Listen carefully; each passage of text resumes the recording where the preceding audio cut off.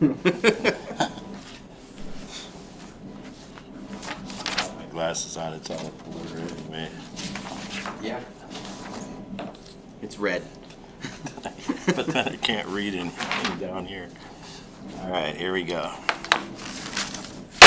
I would like to call the regular Planning Commission meeting of March 14th to order at 6 p.m. Will the clerk please take the roll? Commissioner Crafton? Here. Commissioner Sajel? Here. Commissioner Burney? Commissioner Burney? Commissioner Stafford? Here. Commissioner Seals? Here. Commissioner Sajel, would you please lead us in the Pledge of Allegiance? I pledge allegiance to the flag of the United States of America and to the republic for which it stands, one nation, under God, indivisible, with liberty and justice for all. Thank you.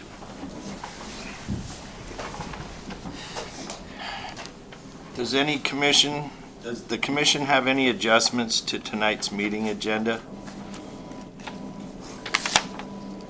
The commission would like to discuss anything under the consent agenda, such as the minutes. They need to be pulled out and put under new business at this time. Hearing no changes to the agenda will stand as presented. Do we have a report from the city deputy administrator? Thank you, Chair. Crystal Nygaard, Deputy Administrator. So I inundated you with a bunch of material that's also on our web page under Economic Development, so you can go there and have it electronically, but I just thought it would create better conversation if you had it in front of you. So a couple things. The Economic Development Report, I updated it with some new things, including the Arctic Winter Games. The Menard Center is going to host the opening and closing ceremony. They're also going to do the women's hockey. I did not put that on there. We have the Outdoorsman show that's coming up. We're expecting about 5,000–6,000 attendees. That was really well attended last year. So I always start with where are we today and where are we going, some of the projects that we're working on. So feel free to ask me any questions that you have about that. I also included this burgundy flyer, which is a really detailed document about this MPO, this Municipal Planning Organization, that is a result of the last census. It is on Facebook about what the MPO is doing, but really it streamlines the money from the federal government to the MPO down to the cities instead of having our money get lost with DOT. That's the primary reason. But it also enacts some stormwater prevention practices that we're going to have to implement for our utilities. And so this is a pretty big lift, but we're working with the borough pretty collaboratively to do it the best that we can. I also included the presentation that we did for the realtors, and the reason I did, it's an update on our SEDS. We're about 2/3 of the way through. Why I gave you a copy is on the third page. You'll notice that there's a map, and that map is really unique to Wasilla because we are just a city. We're not an entire, and we live on sales tax. So what the Economic Development District approved for the city was to look at all the economic data in this one region, basically from the port to the hospital, because all of that activity is going to impact our city, and everything we do will impact those areas. So it's called the Greater Wasilla Economic Area. So McKinley is now extracting data that's currently being represented by the borough, and they're going to put it into the Greater Wasilla Economic Area. So that is very key for anything that happens like port development or by the hospital, because it allows us to have access to other dollars through the EDA. And so it was really important that they didn't strap us just to our boundaries. And it is a prerequisite if we decided at some point, or the borough said, we want to have an economic development district, that could be a district. So anyway, the rest of it is about the SWOT analysis, the process that we're going through. We have one more steering committee in April, then we'll have an economic summit like we did in November. It will be in May, and that will be the the draft of the plan with all the new census data, which we'll have to turn into EDA June 30th. And then the last one is I included some minutes because really this is the bottom of the mountain. This was the preliminary SWOT findings when we had everybody in November together of what they saw as our strengths and our weaknesses. One of our weaknesses was Wasilla lacks a mechanism to adequately fund infrastructure needs. One of the other weaknesses is current code is restrictive and may be prohibiting commercial development. But I think these are really important for you guys to kind of review and talk with some of your colleagues. At the bottom, they asked, where do you envision Wasilla in the next 10 to 20 years? I thought those were really interesting responses. Wasilla is home to innovators, creators, and manufacturers. Wasilla is a value-added economy, and people make things in Wasilla. There's connection between the communities. So take a look at that, see, this information is on the webpage as well. But what they did with all of this information I just shared is they shared with us last week 3 vision statements that really took all of this and put it into a nice package. It was fantastic. They're going to kind of go back, take our input, and we're going to have a vision statement with basically 3 priorities to focus on, and that will be in our sets. So thank you for allowing us the process and being engaged. And if you have any questions, let me know afterwards. Thank you. Thank you. We have a report from the city attorney. Not tonight, Chair. Thank you. We have a report from the city planner. Not tonight, thank you. Public participation. Anyone wishing to step forward to discuss anything not on the agenda tonight can do so now.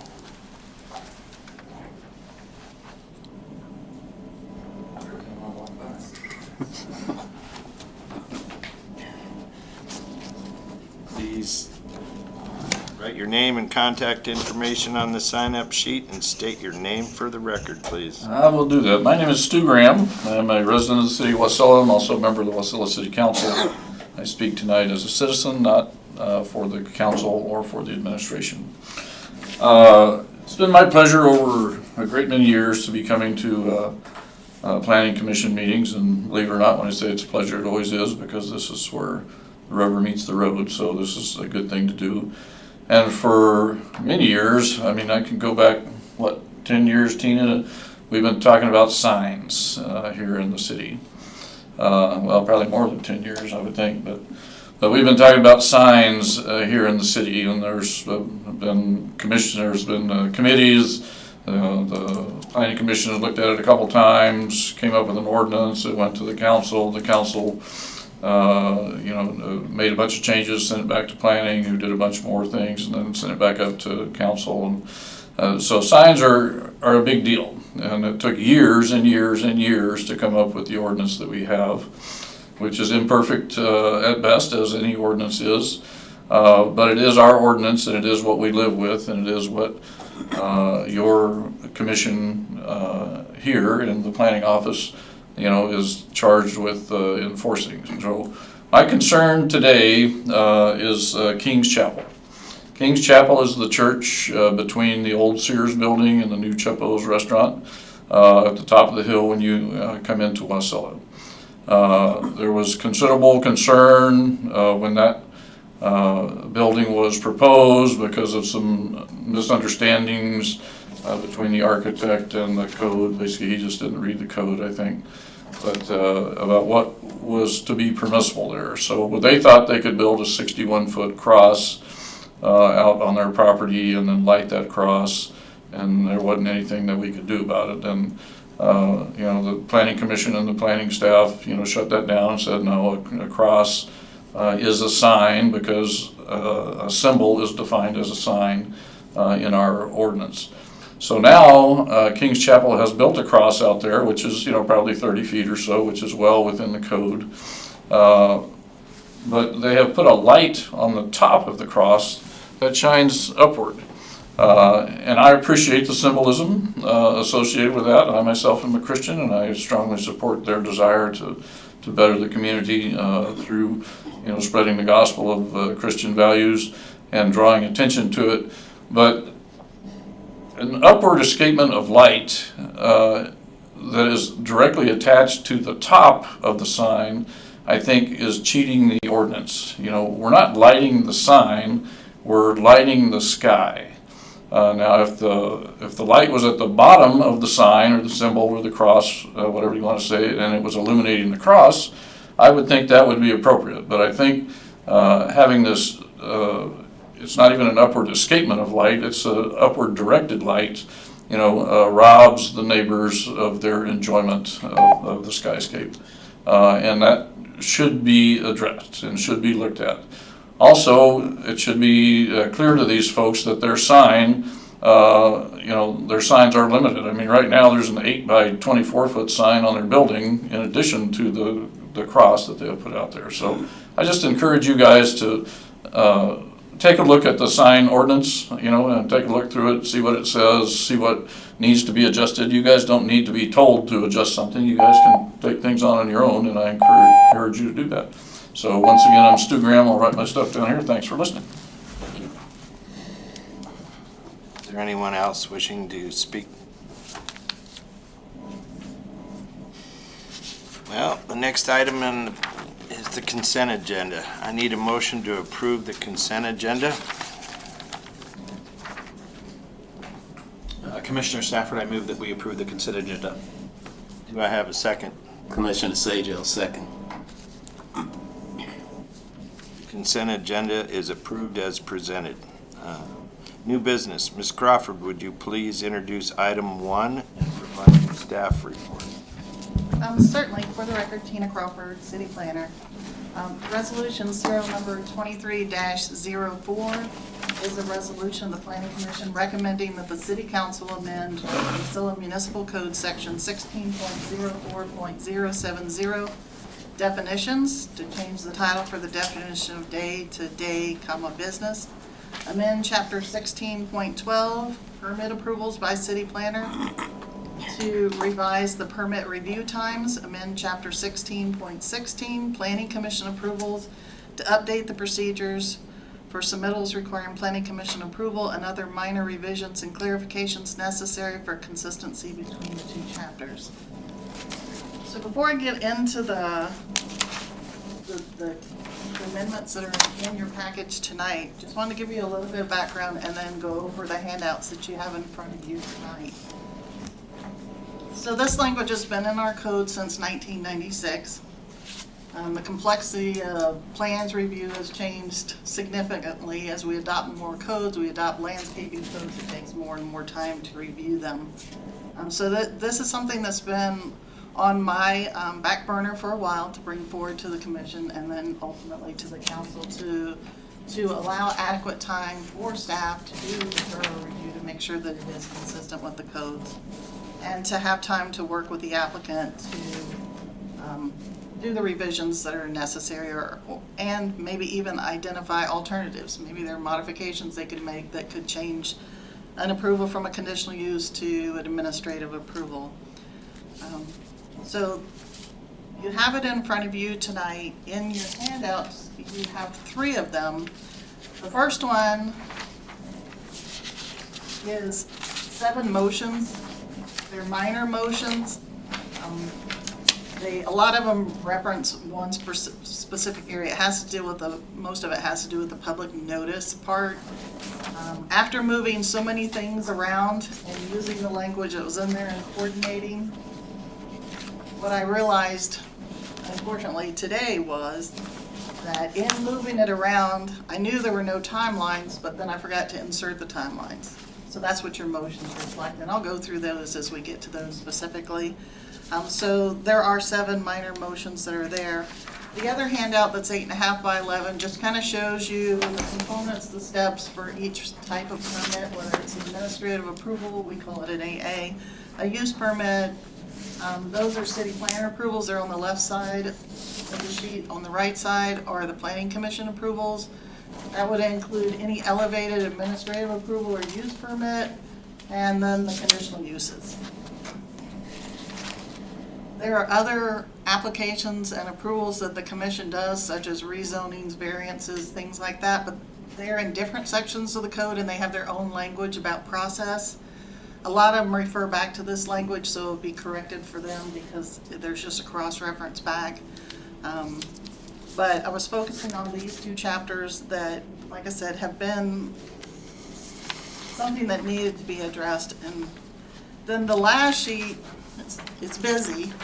I know that it is, but if you look at it, on the left-hand side, on the far left, these again are those same tasks or application procedures that are on the 8.5 by 11. And then across the top, you've got the permit types. Then you have a break with a black line. Then you have a section dealing with the current review times for each of the four, the AA, the use permit, the elevated, and the conditional use, and then the proposed review times. So that's how you read that particular chart. So what I'll start with, in a nutshell, basically, what our code requires today for an administrative approval permit, they could be a commercial building up to 10,000 square feet with landscaping, site plan, building elevations. Staff has 1 day to review it to determine if all the components are in the package. And 2 days after you determine that it's complete, you must issue a decision. And that's not enough time. We coordinate with Public Works, we sometimes coordinate with other departments in the city. There has to be some reasonable review time. So if you go across from that middle column from current review times, you'll see we're proposing that it be changed to, and everywhere it says day, that's a business day. So that means Monday through Friday, not including holidays. That's why that definition is in there, just to clarify it. I didn't put the word business just because it made the chart that much longer to insert the word, but day means business day. So an AA goes from 1 day for completeness, 2 days for a decision, to 5 days for completeness and 10 days for the initial submittal. What this code also never addressed was, what if they haven't addressed all the code requirements? What if they don't have the required plantings? What if the height is too high? What if the setback's not met? What if they don't show the setback on their plan? So there's site plan requirements. So the code previously didn't even acknowledge that you might even have a re-review. So what it does, this one includes each re-review, each resubmittal responding to the comments that staff submitted out. Staff will have 10 days to review it again. Then once that's all complete, if you go on in that right-hand column all the way to the bottom for AA, the decision will be made by the planner within 5 days after receipt of the final revised plans, after they've addressed all the criteria that the code requires. Then a decision will be submitted 1 day after that decision. And then, like I said, it goes, the chart works the same way for the use permit. The difference with the use permit, it's a weird hybrid. It can be approved by the city planner, but it requires public notice. Well, when the public receives public notice, they anticipate they're going to have some involvement in that. And so they do have involvement for comments. What the code just didn't state clearly was how long, how does it, when do their comments come in, that kind of stuff. And then it could be elevated, so you have that elevated column, and then the conditional uses that are just straight up conditional uses. So that's kind of it in a nutshell. I did look at 3 codes. I looked at Anchorage, I looked at the Borough for the few permit types that they do have, and Palmer. Anchorage I knew was going to be a long one, so that's your wild card one. That's your outlier. They don't even address how long they have for completeness review that I could find. But once they determine that it's complete, they have 60 days to issue a decision. And that's for just a standard over-the-counter type permit. The Borough has 7 days for completeness, 10 days for a decision. And then Palmer, although they outline the process, I couldn't find anywhere on their application or in their code or on their website that said what the timelines were. So I don't know if it's at their discretion or if they have another handout that wasn't available. So I kind of wanted to give you an idea. We're definitely not the longest review time, but we're closest in line with the Borough. And like I said, do the changes in the code, the complexity of the code, and making sure that it is thorough so that mistakes aren't made. I finally brought this one.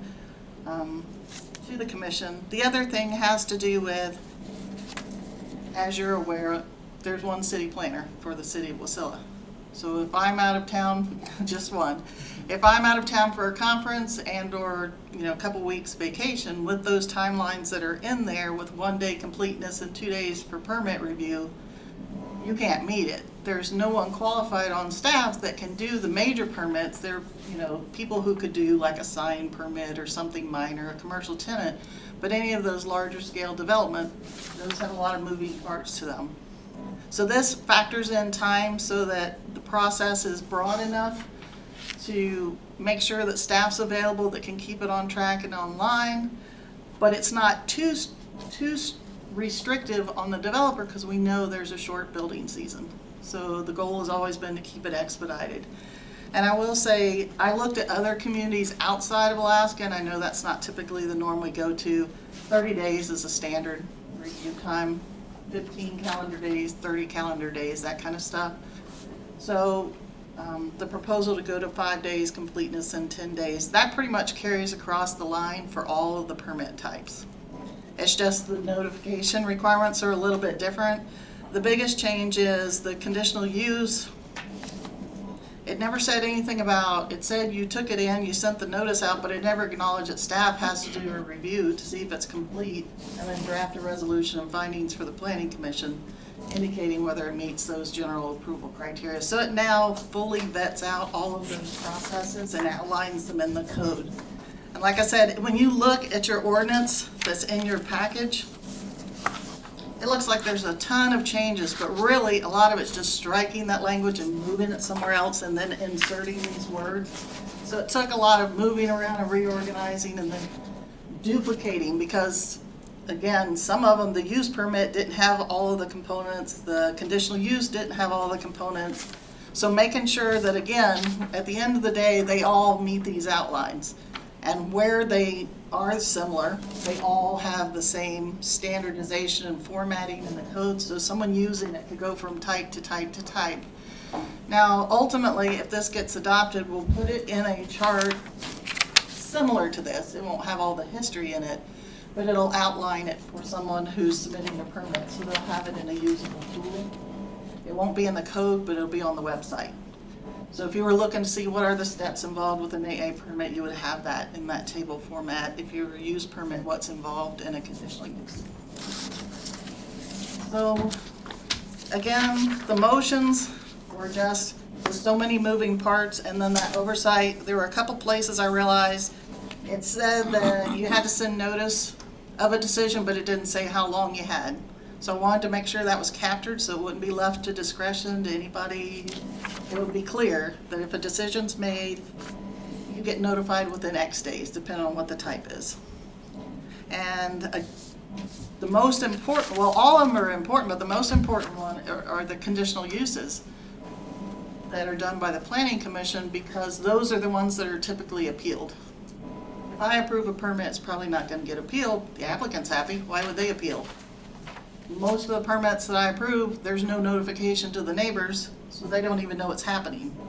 So there's no typical appeal being filed.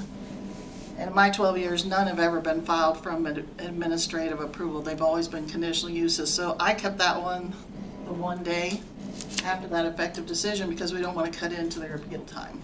Because they only get, I think it's 15 days to appeal the decision. So it's already a short time, so we want to get that decision letter out quick to them. But we carried that across the line for all of the reviews. So in case someone did want to appeal it, they would have sufficient time to get their materials together. So that's all that I had. I know we didn't talk about this ahead of time. Normally I would put things under committee of the whole. I started to just change and insert the dates, but the formatting was so wrong and there were so many portions of the process that I included, it just kept growing and growing and growing and got bigger. So if you're not comfortable with it, if you think you need more time to review it, you can always continue it. I think it's pretty straightforward. It's pretty much a, change this out. Again, going from 1 day for completeness to 5 days and 2 days for a decision to at least 10 days for a decision. It could be longer depending on how successfully the applicant submitted their information and provided the information that's needed to review for consistency with the code. So I'll stop there. I'd be happy to answer any questions.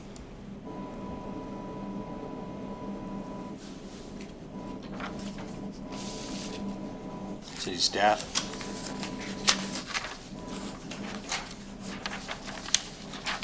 The public comments portion of the public hearing is now open for resolution serial number 2304.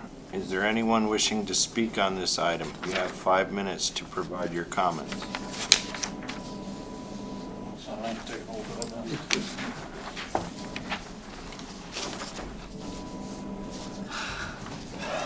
Good evening again, Commissioners. My name is Stu Graham. Once again, I am a resident of the city. I'm also a member of the City Council, but I do not speak on behalf of the City Council, purely of my concerns as a resident.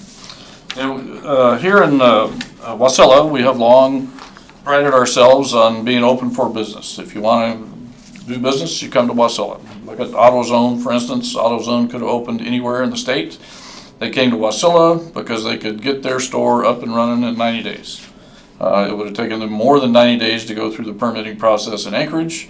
They came out here, they put it together, they worked the bugs out of their logistics and transportation system. Meanwhile, our citizens reap the benefits of having a new store out here, and the city reaped the benefit of being able to collect sales tax on things that otherwise were not sold. We have done a great job over the years of accommodating businesses, of working with businesses, and making things happen, and a great part due to Tina and her staff, sometimes bending over backwards to make things work. But I am a little bit concerned with the timelines that were presented here. The timelines themselves, when you compare them to what other cities are doing, what other boroughs are doing, doesn't sound like a big deal. But when you look at what we have been doing, it's a big deal. To go from 1 day to 5 days, that's a 500% increase. I mean, that's a big deal. I don't, these things that are currently at 1 day and have been working at 1 day apparently for years and years and years, if we want to stretch that a little bit, let's stretch it 100%. Let's not stretch it 500%. And if the planner needs additional time, or the planning office needs additional time, then write it in the code that they can extend those up to 5 additional business days if needed. But we need to keep the expectation here in the city that things will be done expeditiously, and these permits will be reviewed and will be a high, if not the highest priority of the planning office, so that people can move forward with their plans and people can make things happen in the city of Wasilla, which is open for business. I don't have specifics for you, but I just think anything that extends the current timeline by more than doubling it, I don't see that as being a good sign. I think the sign that we want to put out front is open for business. Come in, we're going to help you get your doors open. Thank you.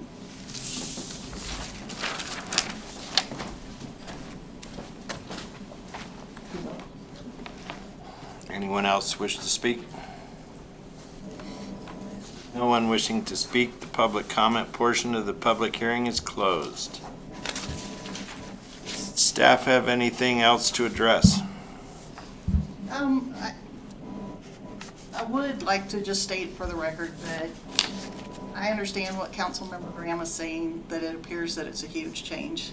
In reality, the biggest change is that completeness review, and that threshold has not been met every time. The city's just not been challenged on it by a developer because they already know that those are crazy short timelines anyway. They're not even looking for a response for at least a week. So we've been fortunate to not have anyone challenge whether that completeness happens with the 1 day or 2 days or 3 days. Most times that completeness can happen within 1 day. But 1 day in the scheme of things in a work week it's real easy. If one staff, if I call in sick, or if the other staff member, Tahara, calls in sick, yes, there's a backup system to route it to me, but I may be in meetings all day. That permit may sit there for a day. And technically, it's got to be taken in the way it is. It's deemed complete if you don't tell them it's not. That means you've started a review process behind the 8 ball. You've already they don't have all the components in their plan. They think they're good to go. The clock starts ticking on whether it's a 5-day review, a 3-day review, 2-day review, whatever the time frame is, that clock starts ticking. And legally, you could be held to that. And then if you're not meeting that threshold, if you don't meet the thresholds that are within your code. So that's the concern, is to making sure that there's flexibility. There are a couple provisions that allow an extension for good cause that's not defined in the code, to allow 5 additional days for a decision. I think it's for a use permit or something else. I'd have to look at it. I know it's in a couple places. But most of our permits, our code has said 1 day and 2 days. That's not how much time it takes for a permit to get reviewed anyway. Because typically, 90% to 95% of all permits aren't complete when they come in the door. For whatever reason, the applicants, whether they're architects, engineers, or surveyors, will not take advantage of the free pre-application meeting to go over all the requirements to make sure they have everything they need. So they get kicked back anyway. Then when it comes to the plan review, our code right now doesn't say you get any more time for a re-review. That says you make a decision in 2 days. So technically, and the attorney could jump in, I know she's a little caught off guard because she and I didn't brief on this particular piece of that. But technically, I would have to deny them if they don't have it. If I'm held to a 2-day period without incorporating this re-review period and some additional time, technically, the answer would be you do not comply with the code, therefore you're denied. And then that's not where you want to be either. You're not wanting to deny the applicant, you want to work with them. So this isn't intended to make it longer. The goal is always to do it faster if you can, but sometimes you're just not able to. Maybe Public Works, maybe there's some kind of review they need to do. Maybe they need to go out to the site. Maybe they need to do some kind of study or look at some information on counts or quantities, if it has to do with water, or if it has to do with nothing that's going to trigger a traffic impact analysis. But there are other components that do take some detailed research and review. So I understand that it's a change for this city, but it's kind of like our permit fees. Our permit fees for a commercial development that was up to 10,000 square feet was $50 until about 5 years ago. There's no way that came close to even covering even the clerical staff time to create a folder for that application and to make, the initial copies. So we increased it to $250, but that's still not even comparable. So basically, we're subsidizing the cost, the true cost of processing that permit. And so we're just trying to get, like I said, to get this in line so that it can be done thoroughly and accurately. Because once the decision's issued and it's put in writing, if you find a mistake later, that becomes another legal issue. Then they've gone forward in good faith reliance on approval by the city, and to take it away, now you're subject to, what's the word? It's not compensation, but if a decision's issued in error, but then the city takes it back, they could sue for damages for reliance. Yeah, for reliance on the city's decision. So again, it's really important that you factor that time in to do that review. So if the commission wants to amend it to reduce the dates, you can. This is what it provides enough time for this city to process these in a timely way and a thorough way. And that's my recommendation as a city planner doing it for 12 years. Did we make it work? Yes, but was a lot of it the forgiveness on the part of the applicants? I think the answer is yes. Thank you. Commissioner, can I say something? So Crystal Nygaard, I've been working with planning on, really focused on the process. We automated, and put quite a bit of time into automating the planning process. So the applicant can do that all online and upload the files, and that has saved a little bit of time. But we've also discovered that the time you invest up front in a pre-application meeting, especially as it goes farther to the right, there's some time that can be saved there, because I think there's an expectation in the market that they understand us and we understand them, and there's a disconnect, and we know that. And so I think it's really important that anything we decide on, that is meeting the expectations of the market. So when we have a pre-app meeting and we sit down and we say, okay, general contractor and the architects, you understand this is what we're looking at. And we've heard it from the council, we've heard it from customers, we don't understand the process. I was just at Valley Board of Realtors, and I was gonna show them this presentation, but instead I went onto our website and said, if you want to complain about your dog barking, this is how you do it. If you want to submit an application because you are gonna lease a building, this is how you do it. We did not put that in front of the market last year because we're doing this soft rollout. We're still working through some of the bugs. It's not totally up. So it's been really a learning curve on both ends, and I think Tina, the planner, would agree. We also thought we'd save all this time if it was online, but we're having to do more administrative input because people come in, they give you the information, and then they have to take admin time to put the application in. So it's really training the market how to go online and start putting some of this stuff in the system. But she's right, a lot of the applications coming in aren't always complete. And so if we can prevent that clock from starting in the beginning, it's gonna help a little bit. But then even contractors that come here that might have worked in Palmer, they don't understand that, look, we don't have fire service. We don't do occupancy, we do land use. Palmer has fire, they do building codes. And a lot of people don't understand that. So we are committed to going out and educating the market on kind of what our process looks like. But we need to be very clear it's meeting their expectations, because time is money on our end and time is money on their end. So I hope you take this to heart and really vet through what does this look like, and does the market agree, and are we putting our time in the right place, and are we going to meet their expectations? It only takes one customer that's not happy. And so we're committed to making a process that is not as easy as McDonald's, because we don't have that many Happy Meals, but something that people understand the process when they come here, and we understand that, hey, we've done everything we can to educate them. And not everybody likes things online. We're finding that out. Thank you.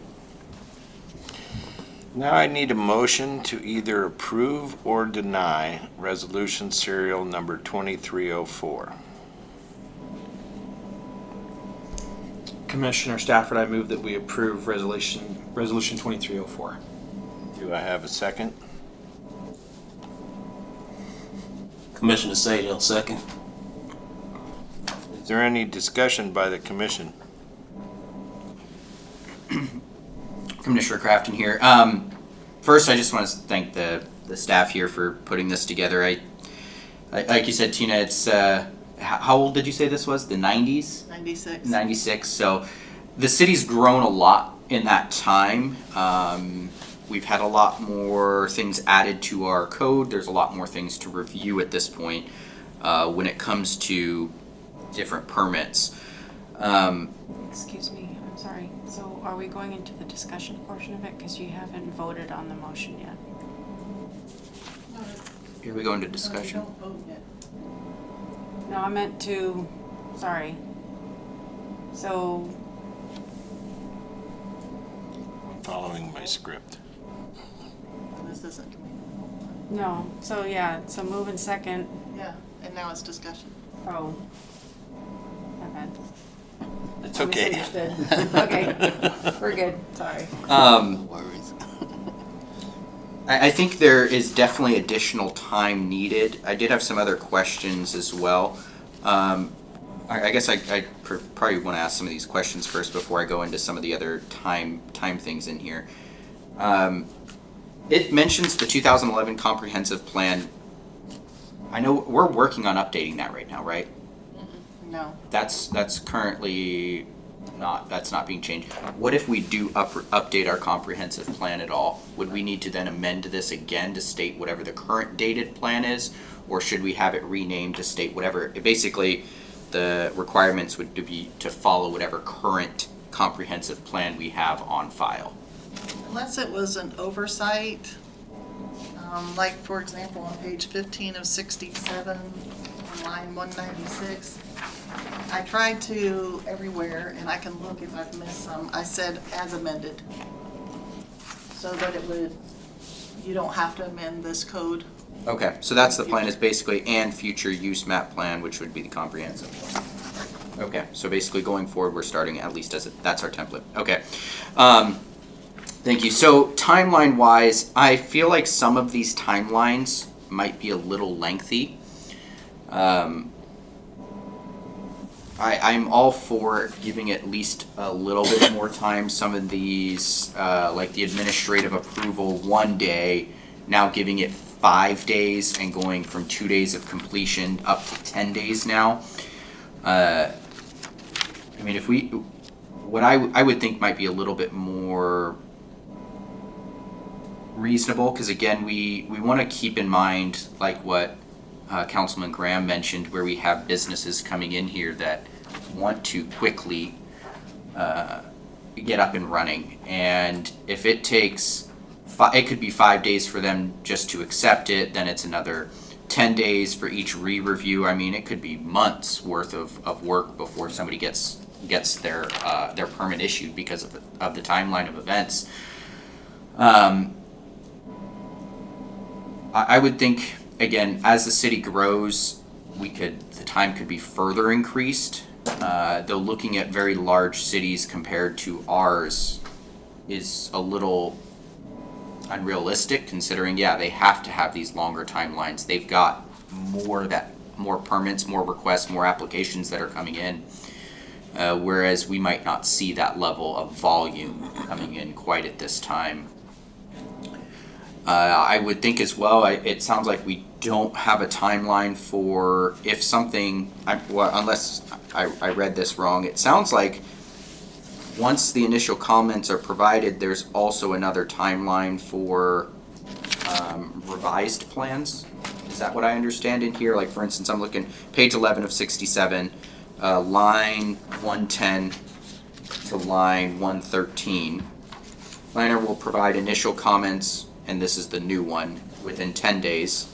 And then going down, comments for subsequent review of revised plans will be provided within another 10 days.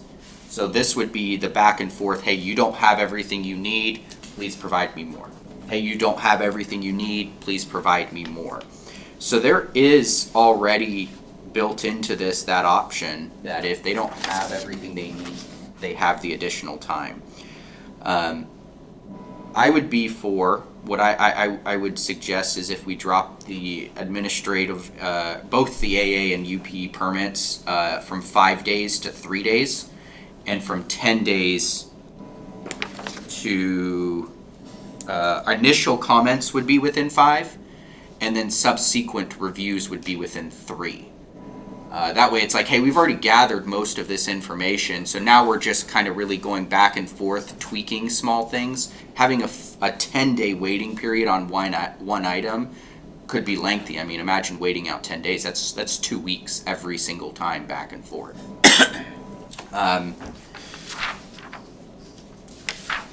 Other than that, because I think that's pretty much in line with all of them. I mean, I've gone through this whole thing here and marked up, making adjustments to days. Commissioner Seals, I think in Tina's review and overlay of this, these times were extended, but I think her intent, if I'm I'm correct, was that it's done sooner. So if she's given 10 days and it takes 2, I don't think she's gonna wait the whole 10 days, and that was what I got from.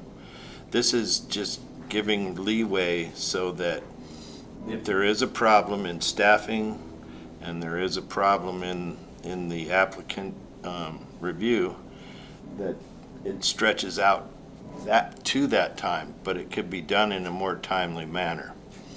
So I think rather than going through and changing the dates, if somehow we could add that this is just the termination time period rather than the actual completion time period, because if she has 3 or 5 days and can get it done in 1 or 2, I'm sure she's going to act on it, and that would be in the city's best interest for timely consideration of these items.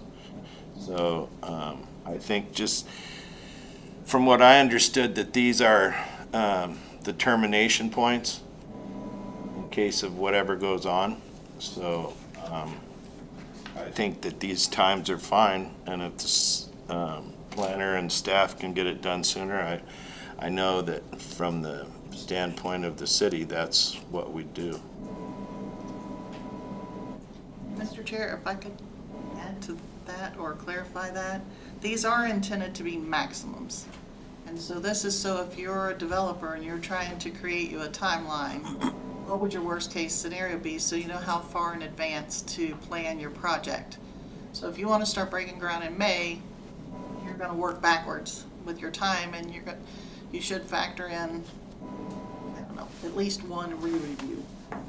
2 probably, but just, for a time to make sure you have enough time. But we could certainly add language. The intent is definitely to do them sooner if you can. But if you can't, then it could take up to that number of days. So that could be clarified throughout this code, regardless of what day you land on or the amount of time to review. I think that's a good point to have in there. I think, Commissioner Seals, I think that if we could add the language up to, that would clarify it and give both parties a better feeling that they're not going to go to the maximum line on each thing, but it gives the city and the applicant more time to make corrections and the city to make sure the review is complete. So if we can add language that says up to, I think that would clarify and pretty much assuage the problems in that area. Commissioner Crafton again. I mean, we've got within. They all do state within. I mean, I understand that. Again, these are maximum days. Again, I have that idea in mind of planning out. I've worked with people that have done developments. I've worked with people doing subdivisions. It's not an easy process. It is a very, very time-consuming process. And when you have timelines that look like this, this could be months worth of work for people, very many months in advance, trying to shoot for that very small window of time that we do have for development. Well, good development. I mean, things can be done in the winter, but it's not easily done. It could very easily be that you can't do anything in the wintertime, depending on where you're trying to develop at.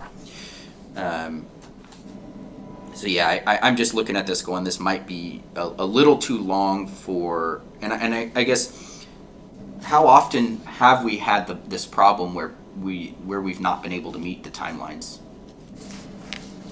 Tina, or you know?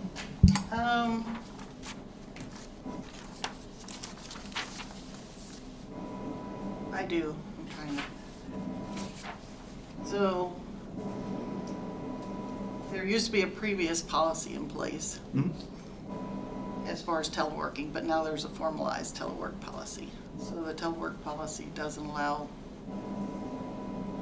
provisions when you're out of state, because there's a lot of things that you have to look at to determine whether it's worth it, to see if it triggers different work workers' comp requirements and things like that. So previously, before there was a formal telework policy, before COVID, there was an unofficial, I just worked through it while I was on vacation. So the times typically didn't become a problem, but that's really not the appropriate way to do it. And again, we have a telework policy in place that now no longer allows that, and rightfully so. I mean, based on the intent of the policy. So we now need to factor in some time since that avenue is not available.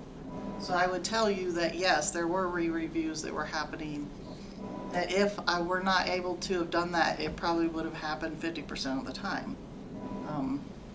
But is it every permit? No, some permits don't take that much time at all.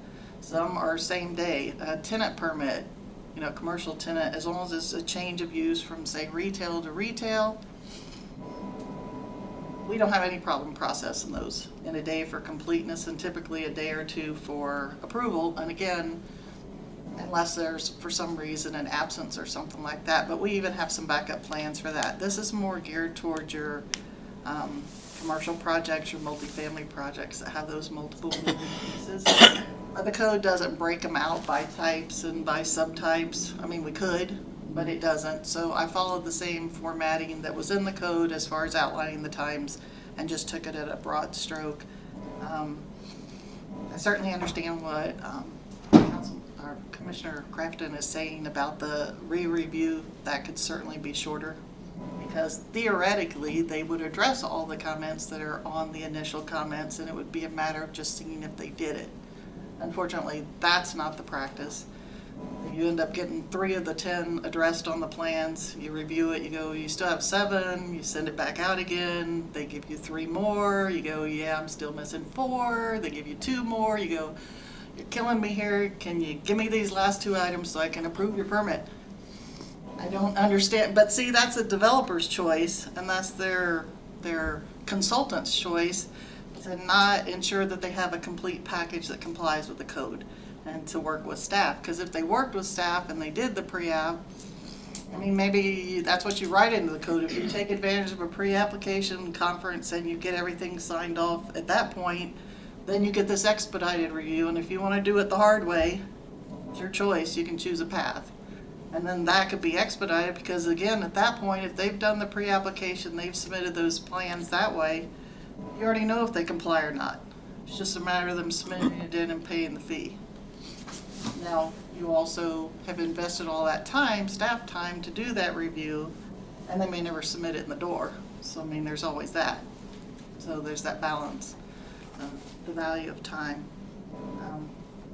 So it's just, again, it's not intended to, there is no intent to hold anything up, but I understand what you're saying, that we don't want to scare away businesses either by thinking it's too long. And again, I have no, keep in mind, I don't think that is the intent. It's not that I think somebody's going to sit on something for 5 days, then kick it back, wait another 10 days, kick it back. I would never think that's the intent. What my concern more so is the business aspect of it, is people looking at this and going, man, do I purchase this and build inside the city of Wasilla, where there are benefits, or do I go right outside the city and go right against the city limits, which doesn't have all these other restrictions on it? That's what I'm looking at, is I want to encourage as much business to come inside this city by making our code as simple and easy to understand as possible. I do think this type of graph, having it online, would make people's lives a lot easier, if they could pull it up online and go, hey, what is an administrative approval? How long am I looking at trying to get my review in there?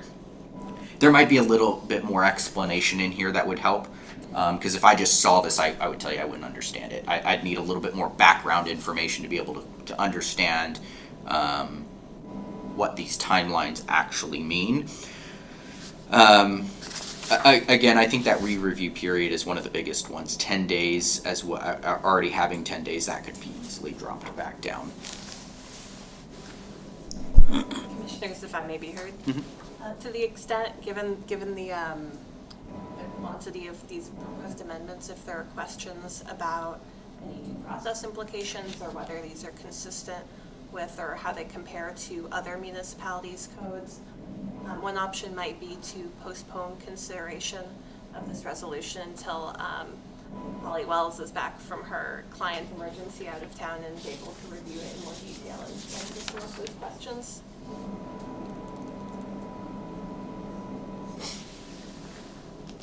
Commissioner Crafton, I'd be up for postponing this, partly just because we have the additional motions on the floor here that, just so I can look at them in a little bit more detail here.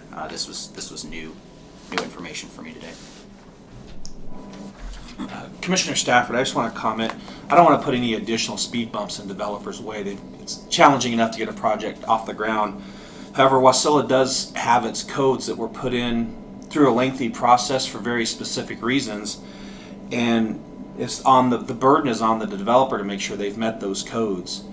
And I spent 10 years reviewing mechanical HVAC designs for bidding purposes, and would often come across glaring mistakes where someone just got sloppy and got fast.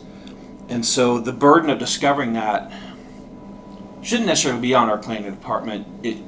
These things should come prepared. And so I want to give the planning department time to make sure that what the developer is proposing fits city code, and that they've dotted their I's and they've crossed their T's, and that something doesn't slip through the cracks because the planning department's under pressure and I've got an hour left to approve this thing before I leave for the day.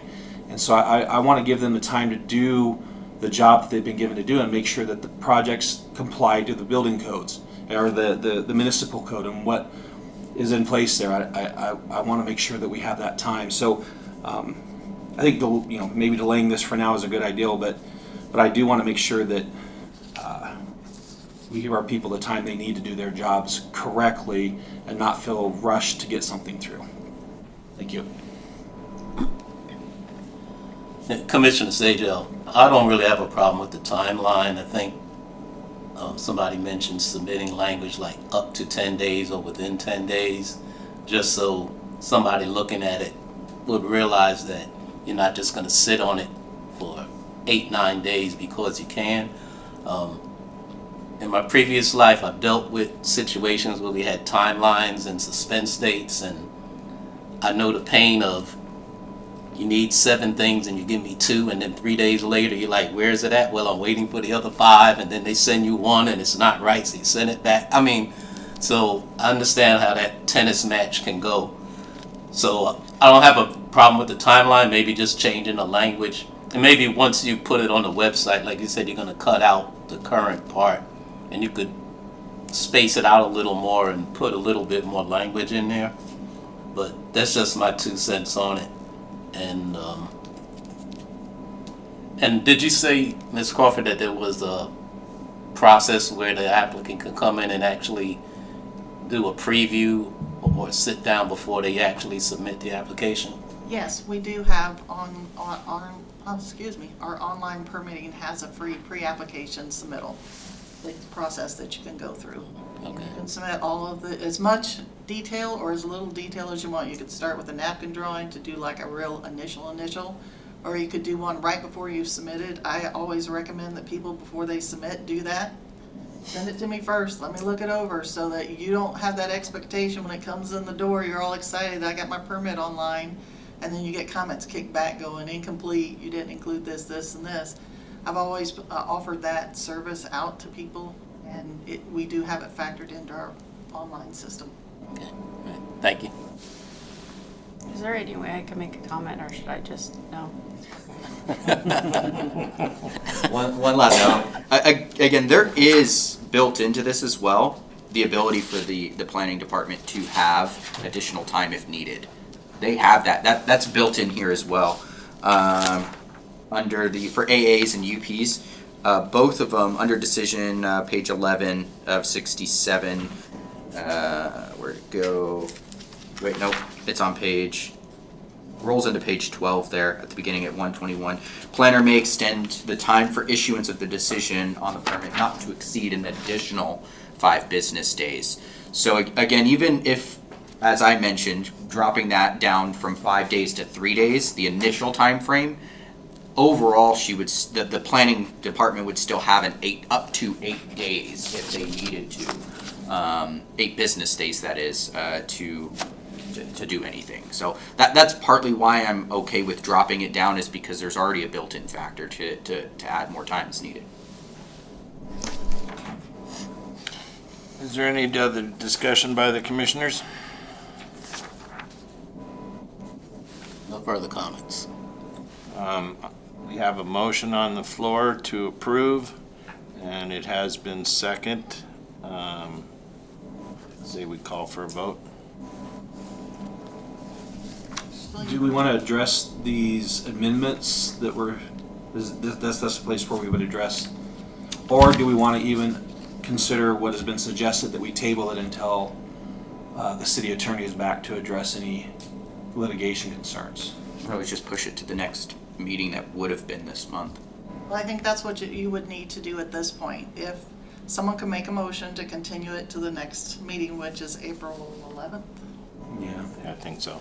Um, I just knew we had a motion that was seconded. Right, and I think the next step, and feel free to jump in, parley's not my strong suit, I'm not sure about yours.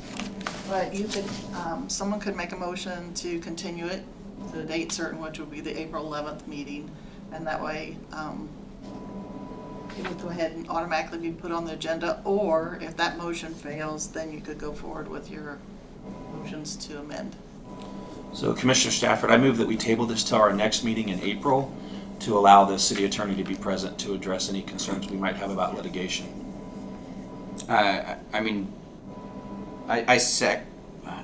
We technically have 2 meetings a month. We just have canceled the second one. Would it be better to move this to as the second? I mean, that's what our code says, that we're supposed to have 2 meetings a month. You can move it to the second, but I won't be present if you want me present. Okay, so we would need to move to I second that move to postpone to the 11th of April. All in favor? Aye. Aye. Aye. Aye.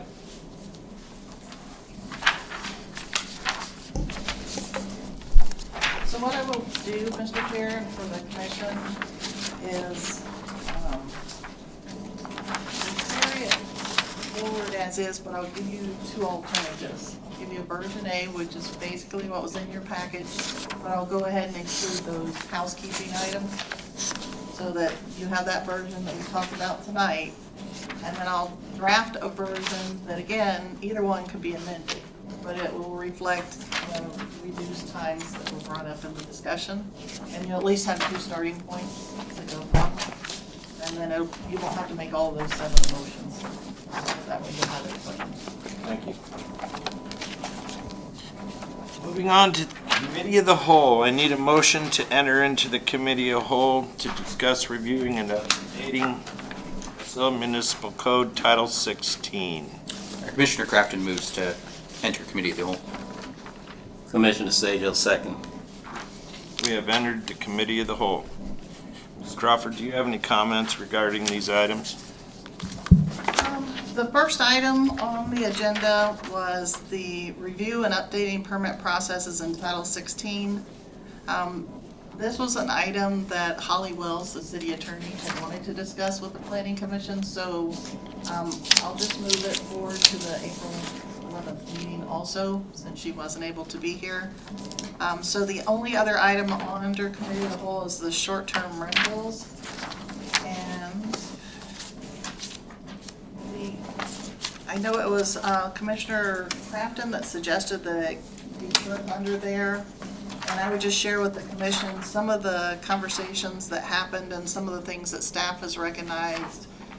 And we can be crafting that kind of language if you're looking to take it for an amendment. And then I'll just leave it open for floor discussion because it wasn't an item that I brought forward.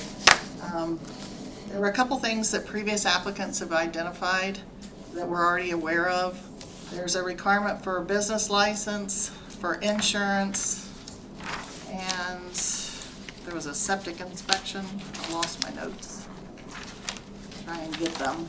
So those should be changed and moved to something that would be a condition of approval, something that they would have to do after they were approved by the city planner or the planning commission, depending on which way it comes down. Oh, I see where it is, sorry. And then, so there's that one. The other one has to do with, our goal is to create a flyer so that we can put on our website that kind of has a user-friendly version of the code. You still have to have your code with all the legal language in it, but this would be a user-friendly format to help people know what's involved with the process, and how to go through it. And then we have checklists that have been created for the applicant and also for the inspector. We want to get those out for use by applicants. It's not in our code, and it's not really proper to put it in the code, but we'll have those available on our website.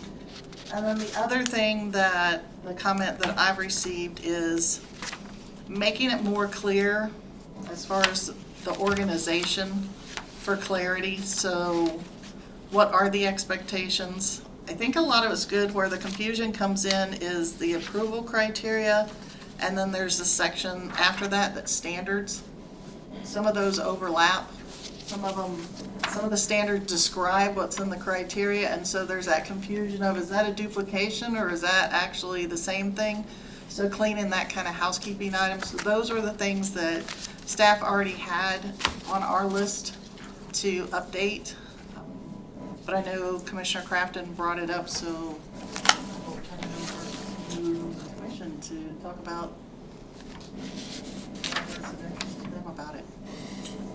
Before I brought up my piece, Commissioner Crafton, Commissioner Stafford, you had something you wanted to introduce just as an addition to this. Did you want to bring that in at this point? Yeah, so in the two permits that we have approved so far, one of the things we heard from the public was concerned about traffic. And so I had asked the city planner, do we have any data on this? And so I got online and was able to find only one study in my limited looking, but I feel like it's a pretty good study. And I give everyone a copy. And I'll summarize this. It was a study done in California, kind of in Ventura County, and specifically focusing on, I can't even pronounce that, OJAI Valley, whatever that is. Oh, hi. Ojai, thank you. And they looked at the comparison of single-family dwelling units, so your average residential home, versus recreation homes, which would be short-term rentals. And they found that in their study, the average residential home, single-family dwelling, produced 9.5 trips a day, average daily trips, and the recreational home only produced 3.16 trips per day. And so the concern that a short-term rental will increase traffic, this study does not support that argument at all. If anything, it shows that short-term rentals have a third of the traffic of a residential family unit. They also compared it to motels. A motel would have an average of 5.63 trips a day per room, and so the hotel was not quite half of the trips of a residential family unit.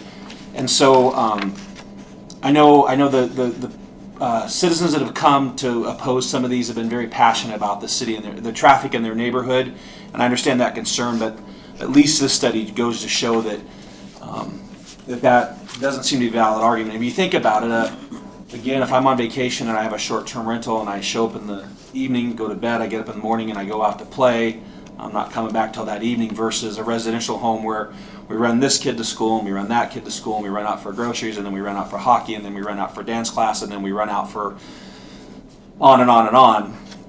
So just when we have these discussions, I'm going to be going off this study that it does not increase traffic in the residential neighborhood. If anything, it decreases it by a third. So that was my only thought on that part of it. Thank you. I appreciate it. I had the same feeling. Like it makes sense, like you said, where when you come in for a short-term rental, you're coming in and you're going to go in, sleep, get up, and then go out about your business for the day. You rarely are in and out, like you said, with a single family as your personal residence. So the reason why I wanted to bring forth a committee of the whole to review this short-term rentals was this code was put in place, correct me if I'm wrong, 2018 was what I found, was when this section of code was put in place. And since 2018, we've only approved 2 permits. And if I recall, we've only ever had 2 permits submitted as well. Have we had more submitted than that? We haven't had many submitted. I believe we've had, 4 to date. I don't think there's 5. I think there's 4. But what really stopped the submittals for this was COVID. So it got adopted, COVID dropped it on everybody for a couple years. And so that's why we're now seeing the activity on the backside of it. Yeah. But yes, it was adopted in 19 actually. Well, actually it was in February of 2020. So it is fairly new. Yeah. As you mentioned, there was a couple questions about the people that have already gotten their permits approved on just the process and changing the way it's put in place. Because again, it's one of those, you have to do X, Y, and Z before we're even going to hear what you have to say. And it's like, whoa, wait a second. That's you're asking me to do all of these things, which, site plan, which essentially is an as-built. We do mention you can do it by the owner if you want to. Making sure you're getting insurance, doing a septic inspection. Those are $500 right there. Getting your business license, all things that should be more or less a conditional, like, hey, we're going to approve your permit, we just need you to get us these things now. Otherwise, you're essentially good to go. I wanted to look at some of those things and have a conversation around rewording the way those are done. The way I interpreted this as well is, again, this is a permit you have to get every single year. It's a 12-month permit. And I felt that was a little frequent. And it sounds like it reads that some of these things need to be done each time. Or at least you need to verify some of these things each time. And at least give the people the ability to say, hey, like I've corrected all of these issues. Either A, give us a longer length of this permit, or only require these items specifically and make sure it's very clear that it's only done when you initially get a permit. Again, I would like to walk through some of these things. I do want to mention that I really do think this code as a whole is actually very overbearing. I think we've kind of dipped ourselves into, the city has dipped themselves into something and making a lot of comments, making a lot of rules in something that, honestly, there's already a lot in place for homeowners whenever they want to get into a short-term rental. There's other things that they're gonna be taking a lot of these things into consideration already. It's almost as if the city's adopting their own, because we don't have a fire marshal, and from what I understand, short-term rentals fall under the fire marshal's jurisdiction, because it becomes you're out operating as a commercial business at this point. And I mean, they go as far as stating you're supposed to require fire sprinklers from what I've understood. And just to clarify, they actually do not review them. They- They don't recognize them as commercial. They consider them residential, and therefore they don't review them. Interesting. Okay. That would be one of the difficulties, but Yeah. just for that one particular one, I wanted to state that they do not review them at all. In here, it states that they have that option, I believe, that you have to abide by it. If I remember, I need to double check where it's at. I think us requiring all of these things for short-term rentals inside of our city actually drives them away from our city.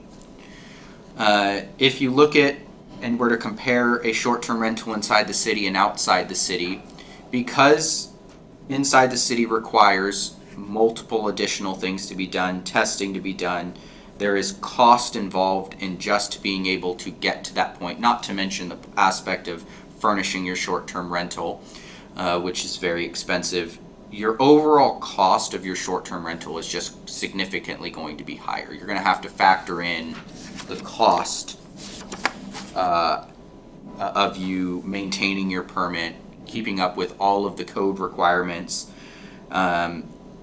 and making sure. I mean, again, I'm not trying to say that we want, slums as short-term rentals. That is not what I'm intending. I think most people that are going that route of short-term rentals already generally carry their property in a higher quality of standard, because you want to get better ratings. You want people to be able to come to it. Nobody wants to come to a cheap rental per se. And honestly, I mean, I don't think the commission would be willing to do this. I mean, I honestly believe we should strike this from our code. We should limit it. I think there's some rules around it. The big one being should not be allowed in R1, which is currently, that's already the case. We don't allow it in R1 zoning districts. I feel like they should get a business license, because that's what they're doing. They're operating a business, and they should let us know let the city know what their short-term rental is, because your business name might differ from the actual short-term rental. It typically does. And say, hey, this is the short-term rental. That way we know what the name of that rental is when we see it advertised. And then the last thing is they should pay sales tax, which is completely reasonable. That should really be what the city's regulating, is our sales tax and you as a business owner, not what you need to do to your property before it operates for you. That's my personal 2 cents on it. Otherwise, there are some revisions that I would like to review. Does anybody have any? First, I'd like to ask you guys have any comments on just striking this as a whole and really shrinking it down to what my thoughts are on it. I know there's an article in the news within the last week in Juneau, where, and we know housing in Juneau is unbelievably tight, and the short-term rental numbers have, I believe, doubled in the last year, which are more homes pulled off the market for long-term rentals. They had several quotes from people that had lived in Juneau but were now leaving because they no longer could get housing, teachers and various things. And so I wouldn't support a repeal of this, simply because of part of it is it limits the number in the city. And so and that's one of the common complaints you hear against short-term rentals is it takes all the long-term rentals off the market. And so I wouldn't support a complete repeal. I do think there needs to be some protections. We've heard from our citizens coming in frustrated with even what we wanting it. I mean, the residents from those neighborhoods wish this was even tighter. I think if we completely repeal it, I think we do our citizens a disservice of not providing framework for this to happen. And it sounds like it just would be kind of the Wild West as far as if all we do is just regulate the sales tax side of it. I don't think that serves our citizens. We want growth, yes, but we want it in a way that's healthy and sustainable and benefits everybody. And if anything, the argument of in-city versus out-of-city short-term rentals, I would prefer the ones in city limits to be a little higher quality to make sure that we offer a premium product. Just my thoughts. I mean, could there be some tweaks on some of the wording or some of the burden on the property owner before application? Because like as I read it, you put out a bunch of money before you even know if you're going to get approved. I mean, we could have denied those last 2 permits, and those people would be out the money they had put into it. So could that process be reviewed and make it? They get the approval, then they prove. The approval is conditioned on getting these last few things squared away. Certainly we could look at that, but I would not support a repeal of just my thoughts.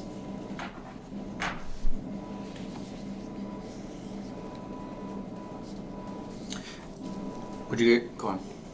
Well, I think they're doing business. They're treated equally as the other businesses in the city. Anybody starting a business is gonna have upfront costs. I think that having the maximum number in the city at this point at 75 is a good protection for the other residents. The one thing that we should not do is make decisions based on emotion. They should be based on facts. They should be based on following what is already in code. And I think that my personal opinion is, although this is a little burdensome, I think it's good protection for the city and good protection for the business. Okay, so I didn't. My thoughts on the code as a whole overall. I guess would you guys like to take some time to walk through the different places that it sounds like all of us have some thoughts on some, again, wording changes. I'd like to make it a little bit less burdensome and difficult for some people to get through here. Would that be okay if we just start walking through this and talking about the different points?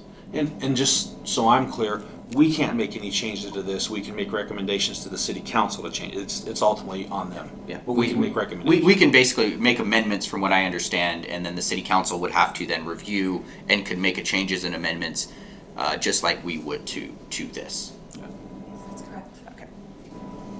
So again, we're making recommendations. I'm glad we have a city council member here right now. Yeah. So I actually would honestly like to start with those few items that Tina has already, Ms. Crawford has already mentioned to us. And I wrote 3 of them down. The business license aspect of it. So it sounds like, again, the way it reads is evidence of a valid business license issued by the city for the short-term rental. And my thought on this was you should have an application submitted, essentially, is that obviously you're taking the steps forward to get that business license. And I think, again, we would strike out evidence of a valid and state application for a business license to be issued. Or approval of a business license. How would we redo this? I think you guys don't have to worry about how you word it. Yeah. You just need to capture what the intent of the change Okay. is, and then I'll draft you some language, and then you can tweak it if you want to.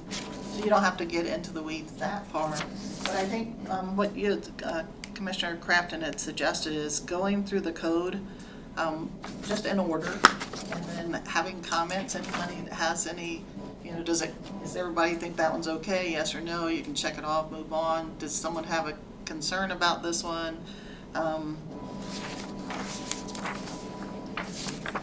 So you would start on page 48, because that's, you would want to at least look at that. I don't know if you want to talk about it tonight, but you want to look at it at some point.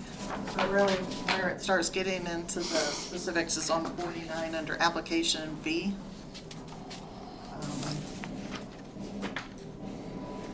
And then that's where you run into under B, application. That's where on the next page you'll get to that site plan, insurance, business license that was mentioned. So, yeah, what I had said on page 54, 6, and 8, those need to be rewritten. They need to be stated that it is a requirement once you're approved, and that you have to get, what my note has, and that you have to provide this information within so many business days of approval and or prior to commencing the use as a short-term rental. Wait 6 months to get me the paperwork, that's fine, but you can't rent it till then. Or if you want to get it to me tomorrow, then you're good to go tomorrow. So it needs to have some kind of a timeline in there, and if you don't do it, your approval is on hold until you do these things. But yes, they shouldn't be first, they should be after. And like I said, the insurance, although you can get it refunded, why go to the problem, the septic tank, get it inspected. It's not as a problem so much if you're in the city limits on a city system, but if you're on private, then that is a cost. And the business license, yeah, we can't sign off on it anyway until the planning commission approves it. if it's a planning commission approval anyway, so those should be moved over. Yeah, I mean, there are some that commercial allows for an NAA approval on short-term rentals, so where would you guys like to start? My first one, I will tell you, is on page 50 at the site plan. That's where I have my first note. Start there unless somebody else has a note sooner than that. So what's your thought on the site plan? I think, again, it's one of those things that should be a after approval. No, I feel like that might be something that would be beneficial. Like, again, if they're coming to the commission, then it would be nice to see their site plan as a whole. But again, this is something that should only be required in the beginning during the initial application process. And again, the way I read this is that anytime you renew your permit, it's required. So I guess sorry, we're kind of hopping back and forth, but under renewal, it's on page 58 and 59. The only thing the renewal says that you have to do is you have to pay the renewal fee. If there's any changes to the information, let's say previously you didn't have a hot tub, now you do, you need to give an amended site plan to show you have a hot tub outside. But if it's all the same, you don't have to do that. You do have to have a current inspection by the commercial or home inspector to make sure that the fire extinguisher is still there, the smoke detectors are there, and that your insurance has been renewed. That's it. The rest of it you don't resubmit. It's already in your application, it's in your file. Unless there's a change, you don't submit any of it again. Yeah. So those are the only three I requirements. must have overlooked that aspect of it then. Yeah, it's at the back, so I couldn't, when I was writing it, I was like, should renewal be at the front? It's or right should it be before at the end? denial. So we can move it further up so that it's, more obvious or something, but Yep. yeah, the intent is not to go through the entire list of items all over again. It's just your insurance expires, it's usually annual. Your inspection needs to be refreshed, and if you've changed anything, let us know. So they don't need a new septic inspection? No. But if they have, like you said, thrown in a new hot tub or whatever, that has to be any changes? Yeah, you should amend your site plan, and again, it can be a hand sketch, it can be, it could be an aerial, it could be, with like the overlay shown on it, or if you have an old as-built, you can mark it up, that kind of stuff. It's more, so it's for staff and it's for the commission, so that when you're trying to determine compatibility and could this create a nuisance, I think knowing what the outside activities are may be something you want to consider. May not be, but that's something you want to talk about. That's why you need the site plan for parking. You also, because again, that becomes a nuisance. You got to have enough parking on the site, especially if it's a multifamily building. And then you want to know what how is it lit on the outside? What are those, and again, it's those outside activity options you're going to want to see. That's really the main purpose for that site plan. That's why it doesn't have to, it says you're exempt from all the other requirements of a site plan for a single family or a commercial, except for, showing what's required in here. Next one, I had asked this question during the last meeting. The reason for the insurance rider to cover the city. Does our city attorney have any comment on that one or explanation as to why that's needed? Because again, Tina, Ms. Crawford, it sounds like you had mentioned the only two times we require this is for mobile food vendors and short-term rentals. And I was curious why those two specifically required them. I don't have an answer for why this is required at this time. I understand that Ms. Wells was looking at this requirement in the context of other aspects of Title 16, and would be pleased to discuss that with the commission when she Yep. returns. Is it possible because we're permitting it to happen that then if something happens, they would view us as also being liable since we permitted this to be there? That could be one reason. Some folks might view the commission's approval or denial of a specific application as a recommendation that a particular property is or isn't safe. But beyond that speculation, I'm really not prepared to make a recommendation as to whether this should or shouldn't. That would be my guess why it came, is that because we're saying you're allowed to operate, we're therefore culpable if should something happen. No, I Would be my understand. guess. I would just think then we'd have it for so many other things too, wouldn't we? Because there are other things that we approve. So I don't know. That's my thought. But again, when Ms. Wells gets back, that would be one of my questions I have for her. Well, Go on. don't mind me inserting there, so mobile food vendor is mobile. Mhm. Okay, so it has different exposed kitchen, exposed heating elements, things that you don't normally run into. The other reason, I can tell you why I, as a city planner, put it in the draft. Now, whether we have to or not, or should do it or not, we'll leave that up to the city attorney. But why it was put in the first place is, again, most communities have a building official who reviews plans, does safety inspections. We do not. So we're kind of out in no man's land. A hotel and a motel is inspected by the fire marshal. Okay, because that's transient accommodation. This is a form of transient accommodation, and we do not have a fire safety approval inspection. We don't have that mechanism. So if at some point the fire marshal came up with acknowledging these as transient accommodations and requiring a review, I would have recommended that could be, or at least look into removing that. But it was in there because of our particular situation with the city of Wasilla not having that review. And so it was for liability from that standpoint. But yes, it wouldn't have to, it was never intended to stay in the future if the fire marshal took over that review and inspection, just like he does a hotel.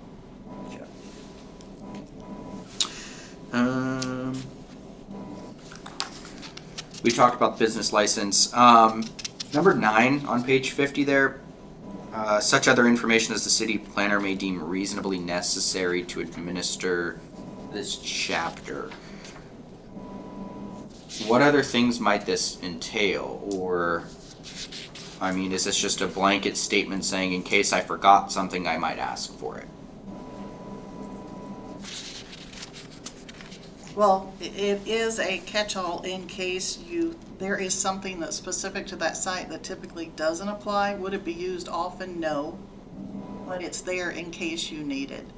I'm trying to think of, all of our approvals, the way our code's written, are site-specific. They're not precedent-setting. Because a single family gets approved that way in that situation, may not be approved somewhere else, or maybe that's not a good example, a duplex, or even a commercial building that's sitting at a 0 lot line. That one got approved because they did other things. But 0 lot line's not just a by right type of a thing. So it could come out. It was in a lot of other codes that had the same type of regulations. And again, it's there for the, I think somewhere else it referenced it for the Planning Commission too. It's just in case there was something that you felt was necessary to see, or that I felt was necessary, but it could go away. Okay. Anybody else have any comments on that page? We'll be on page. On that page, I do have a question on page 51 when we get there. Trying to keep, yep, that's where I'm at too now. So, 16.26.050, subsection B, line 4, or paragraph 4. The property owner is a permanent resident of the state of Alaska as defined in this chapter. What do we do how do we verify that? Do we just show us a recent PFD, or? I think that was part of the definition, was they were eligible for the PFD. Is that? Yeah, it's tied into that. Yeah. Because I know on the last approval, there was members of the audience questioning the owner's residency. So I just was curious, is it just they show their PFD? Do they show, utility bill that they've been there since whenever? So the definition is what drives that. It says it's a person who's eligible for PFD dividend for the same year or the immediately preceding year, and if they've not applied for one, they have to show that they would have been eligible for. So they'd have to have a statement, something saying that they were there, the power bills were in their name, the same things you would submit to the state of Alaska for your first time PFD submittal. Okay. I know there was confusion with the last one, but because they're military, that's a different type of thing. You can claim a state as your state of residence, even though you're not currently in that state. And I don't know how the PFD works with that. think as long as they don't claim. I think this would protect the city from corporate entities, out-of-state people coming in and buying up these properties and turning them into short-term rentals. That 75 number could go pretty fast. Yeah, and that was the intent of it, was to make sure that you are someone here, you're at least an Alaska Have resident. skin in the game. Correct. Yeah, and I like that requirement. I was curious what the burden of proof was to prove, because in the last one, there was some confusion about would they be, but that makes sense if they're military, then you get to maintain your eligibility. And in the future, I think what I will do, I didn't do it for the two that came before you, but if they continue to come before you, they stay as conditional uses. I'll give you everything in the package so that you'll have that rather than you relying on the checklist that they met all of these requirements. I think that actually In case is it comes, beneficial. in case it comes up again, you'll have it in your package. That was actually the next comment I wanted to make, was specifically that one. My concern with it is part of the reason why people get into owning multiple properties and having these types of properties is to generate more income to allow themselves to live a different life. Again, being a real estate agent, I talk with a lot of people that, hey, how do I generate passive income? How do I be able to go sit on a beach in Mexico half the year? You know, how do I do that type of stuff? And one of those ways is to have rental properties, which this falls under that, short-term rental. So what I look at is if we have a property owner here that has one inside the city and one day decides, I don't want to live here in Alaska anymore, but I don't want to sell my properties because this is what's generating my income for me to enjoy my life the way they're enjoying it for whatever reason. If that person decides that they want to leave Alaska, they now have to forfeit potentially a large portion of their income, is my concern. I mean, I don't know if there's a way to work around it in that sense where maybe we try and, again, I understand what Commissioner Seals is saying about corporations coming in here. I don't want out-of-state places coming in here and buying up our properties and turning them into short-term rentals. Again, we have limitations on how many they could have. I think it's like 3 or something anyways, but still. So again, any thoughts on a way to work around that? Because that is a good point. If I decide I want to retire on a beach but keep my house here, I could rent it out long-term, but I wouldn't be allowed to rent it out short-term. Imagine, and part of it too is short-term rentals have the ability to generate a vastly higher amount of monthly income. Right, and that's why people are going to them. Exactly. And it's not all cases that this is going to happen. For instance, you see, like if you have a property on a lake here, we've got Lake Lucille, Wasilla Lake here, we have an owner that it's some properties are better long-term, some properties could be better short-term. Some of those properties could be that case there.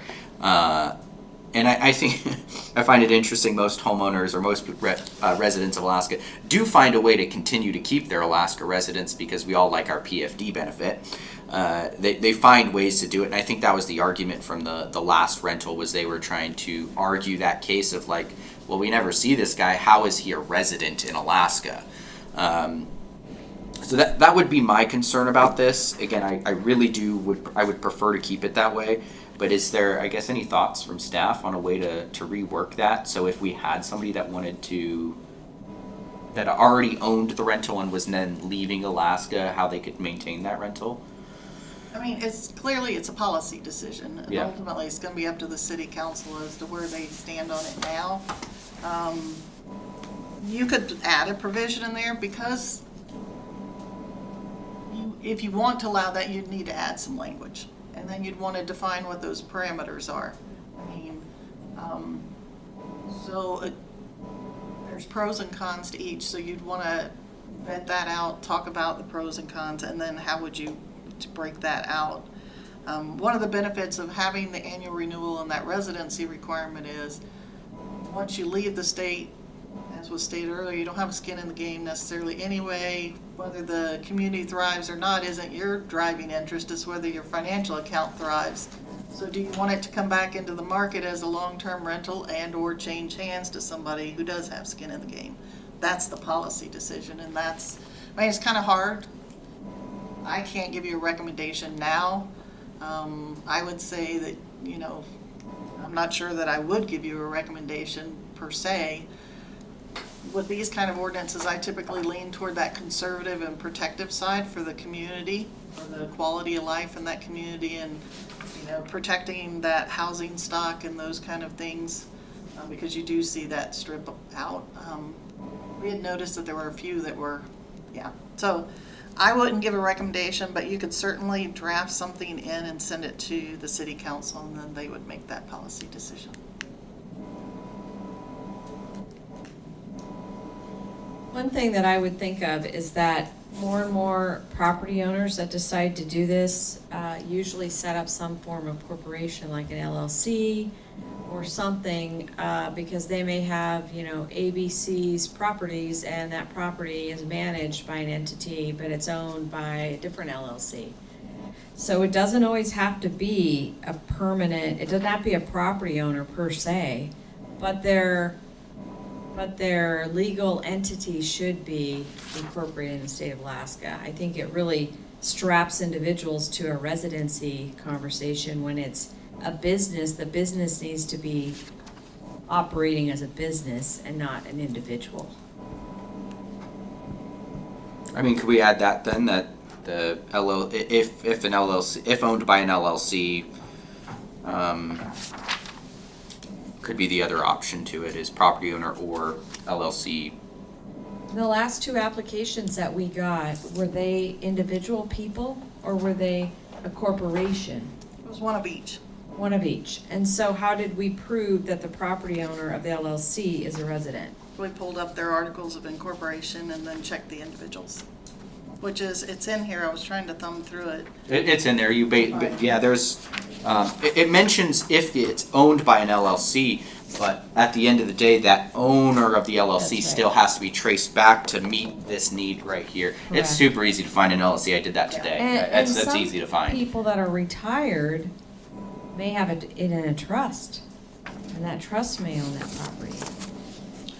And the trust could be registered in the state of Alaska. Right. So I think it probably should be more entity specific. If that's the case, I If think, that's the case. or maybe it's property owner or entity.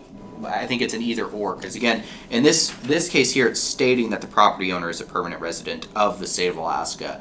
Right. Or there's another line that states that the entity is also a entity of the state of Alaska. Because again, I know people that there certain states have more beneficial laws to LLCs, and so they'll set up their LLC in a different state. So Well, and especially when you're talking about supplementing long-term housing. So if a corporation needs 10 people to work in this area and they're gonna provide the housing, you know, that entity would be providing the housing, it wouldn't be the owner per se. But it does, you know, it's kind of a loop there. But I'm sure other cities have encountered this, and it probably is a good thing for Holly to look at. okay. Anything else on that page, Commission?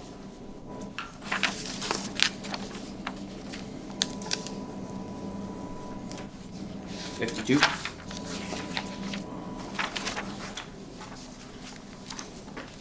I had one on the inspection, and that was going back to, like you said, the renewal of it. So basically, again, to make my understanding, they're required to provide a current inspection every time they renew. Yes. The way it's written now, yes. I understand we're trying to make sure that they're meeting safety precautions, but inspections get expensive. Melvin, being in real estate, you know that the cost of those inspections start adding up, and if you're getting a $500 inspection potentially every single year, I would think it's one of those, hey, you need to provide this at the beginning, and we do have other provisions in here that state that if for any reason they don't meet all of the other requirements, there is the ability to revoke their permit. And I think those encompass that additional thing instead of having them do an inspection every time. Any other thoughts on that? I don't know, I see it as a cost of doing business, and the short-term rental is gonna generate more than a long-term rental. So that would be something that the owner could adjust in their cost of doing business. Because cost of doing business is generally passed on to the consumer. So I see no problem with that provision. That's my point of view. Could the inspection described here in 8, that could all be done by one person? You wouldn't have to bring in No, it's by a home inspector. one, yeah, so, So it's one person, yeah. so, I mean, I kind of agree with Commissioner Sills, $500 is just the cost of doing business, Yeah. and If it's the And it- same home inspector, he is familiar with the property, and it's gonna take a lot less time than bringing in a different inspector every time. and it's, I just see that as a cost of doing business. and it gives the city the assurance that this property is being maintained well. And when our citizens come to complain about permitting them, we can say, well, there's a plan in place to make sure that these are being maintained in a safe manner. And I see this to the city's benefit. Yeah, I do too. Again, I don't want to put roadblocks in business owners' way, but I also think that they have a responsibility to make sure that the product they're offering is a quality product. And I think this just helps to verify that. How much do we charge them additionally per year though, before they go, man, it's not worth it to me to operate this business anymore though? And if it's not a profitable business, it's not a profitable business. But- I mean, I can have a passion for selling butterfly ornaments, but if no one buys it, then I don't have a profitable business. Though what my thought is on this is that by adding additional things that aren't necessary, because again, as a homeowner and as somebody operating a business, like again, I've owned rental properties before, you can bet I'm meeting my code requirements because I'm the one that becomes liable if there's, for instance, the biggest one is always fire. Like that's usually the biggest concern. You got people cooking in there, people not, something happens, fire starts. If I own any property and I don't have the proper smoke detectors in my property and the building catches on fire, I am liable for that if something were to happen to my tenants at that point. It's not the tenant's fault. Whereas if I did have it and something were to happen to them, it's like, hey man, like this isn't it. I think again, what we're looking at is people that are operating these are going to already hold their again, I'm not against them having it. I understand why it's there in the first place. I think it's a really good idea to have it there because it's no different than somebody building a new building for any other type of business. There's inspections and codes that they're meeting to make sure it's a safe building. Trust me, I go to King's Chapel and it's been quite the ordeal getting that place going. We're still not fully utilizing the building because of that. Mr. Chair, if I can just, it sounds like if Commissioner Crafton's moving past inspection? No, I'm still mentioning, I think it's, again, I think the thing is not needed in the renewal aspect, talking about it there as well, because again, it's an undue burden to the property owner and the business owner of something that's not needed every single year. So what I wrote a note down is, I don't know the answer, and if Commissioner Burney were here, he would know the answer. I know that elevators have to have annual or biannual inspections, gas pumps have to have them, restaurants have to have certain inspections. I don't know if they're annually, I don't know what that requirement is, but what I can do is check with the fire marshal to see how they treat a hotel or a motel. Do they do an annual inspection, a safety inspection? I don't know what the answer is, so I can't say yes. I see Commissioner Seals I is know saying that yes. they do an annual inspection. So this is Same in as a line with school that. building, which is treated as a business by the fire marshal, so it's a yearly thing. So that's what, yeah. And it may even be elevated in some situations where it's every 6 months, depending on the size and the occupancy number. So I can check Or if with, there's any minor changes, you'd have to have the fire marshal come in and approve, and he's not gonna just approve the change, he's gonna go through the whole building to make sure it's consistent. So once again, I see this as a cost of doing business. Yeah, Commissioner Sage, I agree, because with these, you're kind of in a gray area, so it's not considered a hotel, and of course, it's not a regular rental, and there's just, with it being short term, it could be somebody goes in, some kid does something and breaks a smoke detector and nobody notices it, and then, something happens. So I kind of agree that it's just a cost of doing business. I mean, be $500-600 a year, but it's like Commissioner Seal said, just one of those things, you just pass the cost on to the consumer. You look at your expenses and you charge accordingly. Most of these short-term rentals, the way they get a lot of their bookings is through a service, Airbnb, Rasso, there's multiple. Not only do they require the person operating under their scope to have these requirements, they're also going to screen anybody that comes to that property. Airbnb, if you do something wrong, you won't get another Airbnb. It's just bottom line, simple stuff.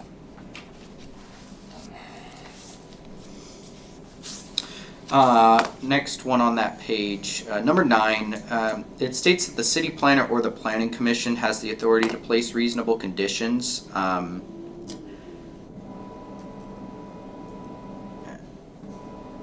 The idea that one person, in this case here, has the ability to place the conditions, I was thinking that if conditions are placed on it, additional conditions, that it would be a case that that's when it's elevated. You could make, the city planner could make recommendations for conditions.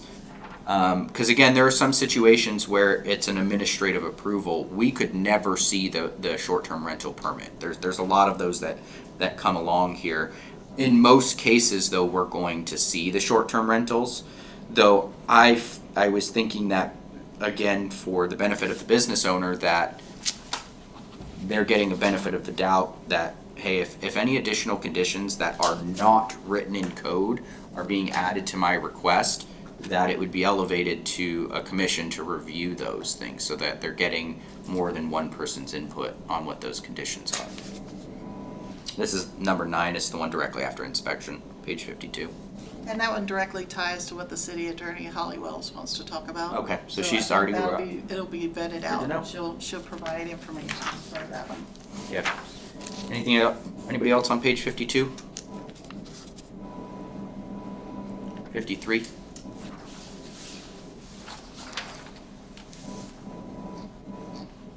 I guess, where is the next page somebody has a comment on? That makes it easier. I've got page 56. I have no comment.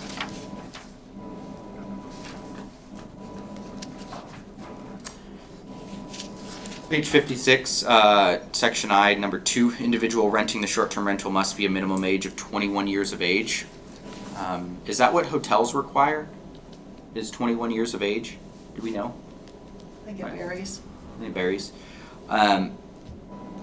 I felt this should be an 18 years of age thing. If you're wanting to go rent a short-term rental at 18 years of age, you are legally an adult at that point. Why are we prohibiting you from, as a city, prohibiting? I feel like that's something, that actually might be a Holly Wells question too, the city attorney. Commissioner Krause, Yeah. it sounds like much of this ties into Hollywell's comments about Title 16, so perhaps this discussion would be best reserved until she's able to provide that context. Yeah, let me double check, make sure there's nothing else in here that again, it allows us a conversation. Page 56, 57, anybody?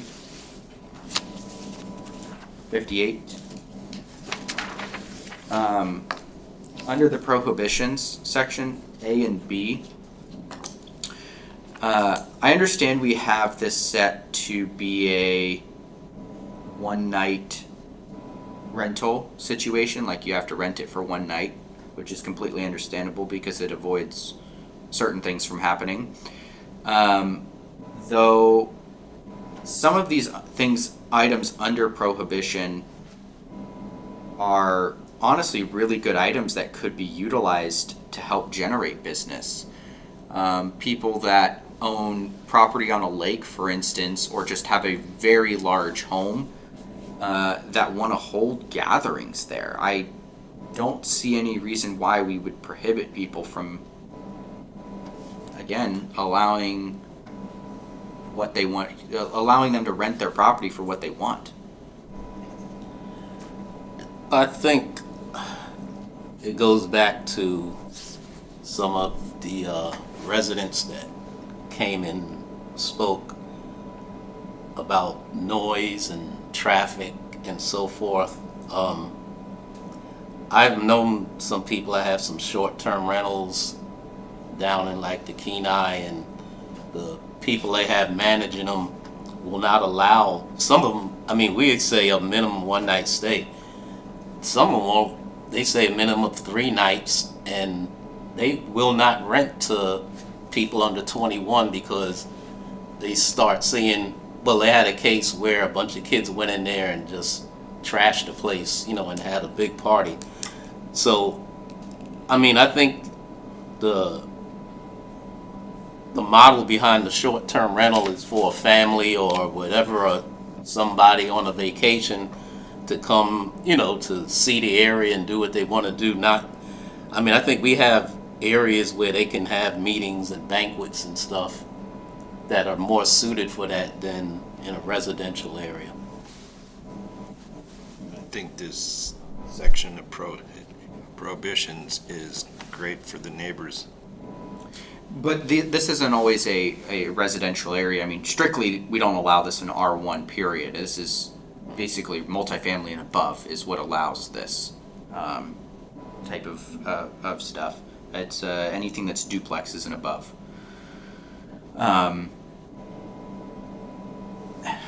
I could very well see somebody utilizing that. That to me would be a fair, this is my property, I can do what I want with it. Within reason, I mean, within reason. Anything you want, no, because Right, again, though I feel like we're drawing the line very, very short here of reasonable. I think that protects the neighborhoods, I think that Yeah. protects the city, and it protects the business owner. Because, see, and the other thing too, we have parking restrictions, so if you start with banquets and reunions and stuff, I mean, unless you're just gonna have some shuttle people in and drop them off and How many cabs are gonna be on this street? Yeah. Well, and I think that's more so what balances that aspect of it is, again, why I mentioned, really the only ones I could see utilizing this aspect of, I think of like a banquet or a wedding or something, or a reception happening. I could understand those happening at somebody that has a larger home and again, those homes generally are gonna have the capability to park. That amount of people. Again, the other aspect that that would kind of hard to be balancing on this one as well is the fact that you're technically not even supposed to have more than what the bedrooms allot, which is 2 people per bedroom anyways. So I mean, again, if we adjusted this one, that aspect would have to be adjusted, and you'd have to look at the one night stay type of thing, which again, that's my only other fear of being like, well, if we remove this and we allow less than a one night stay, what do you allow it for? Again, putting out some of my thoughts on where I feel this sometimes could feel a little overreaching, where we're prohibiting people from doing honestly, it's reasonable things at their own property. Because at the end of the day, who's to stop me from having a reception at my own personal house in my own R1 district? I mean, the only complaint you can do at that point That's not a short-term rental. I agree, yeah. But what's the difference? Well, the difference is, how many reunions will you, as an individual renting a house year-round, have during the year? One, maybe, every 5 years, every year even twice a year. But if it's open to every single nightly rental, you can have 365 reunions a year, which totally changes the character of Which, that neighborhood. and you have to face your neighbors when they come saying, And we have venues here in the city that would love the money for that, so. yeah, as a homeowner, you would face your neighbors, where if it's a short-term rental and there's that less face of accountability. I mean, like in my cul-de-sac, would I want, 20 people showing up for a luncheon at a short-term rental? Probably not, because there's not parking to support it at any of the homes in my neighborhood. But if you had a 5-acre chunk and you put in a 1-acre gravel parking lot, you could probably sustain that traffic. But how do you, it seems like you're starting to, I don't know. I think the prohibitions are good, and I would wonder if VBRO or Airbnb or some of these online hosting platforms, if they have rules about how the home could be used. Is it strictly for sleeping, or do they have rules that allow for that sort of thing? Well, I wouldn't think those would be where you would go to find something like that. Like the owner themselves might have their own advertisement website that they have for their, especially again, a venue that, or a location that would allow for this type of functions. It's literally what they're called.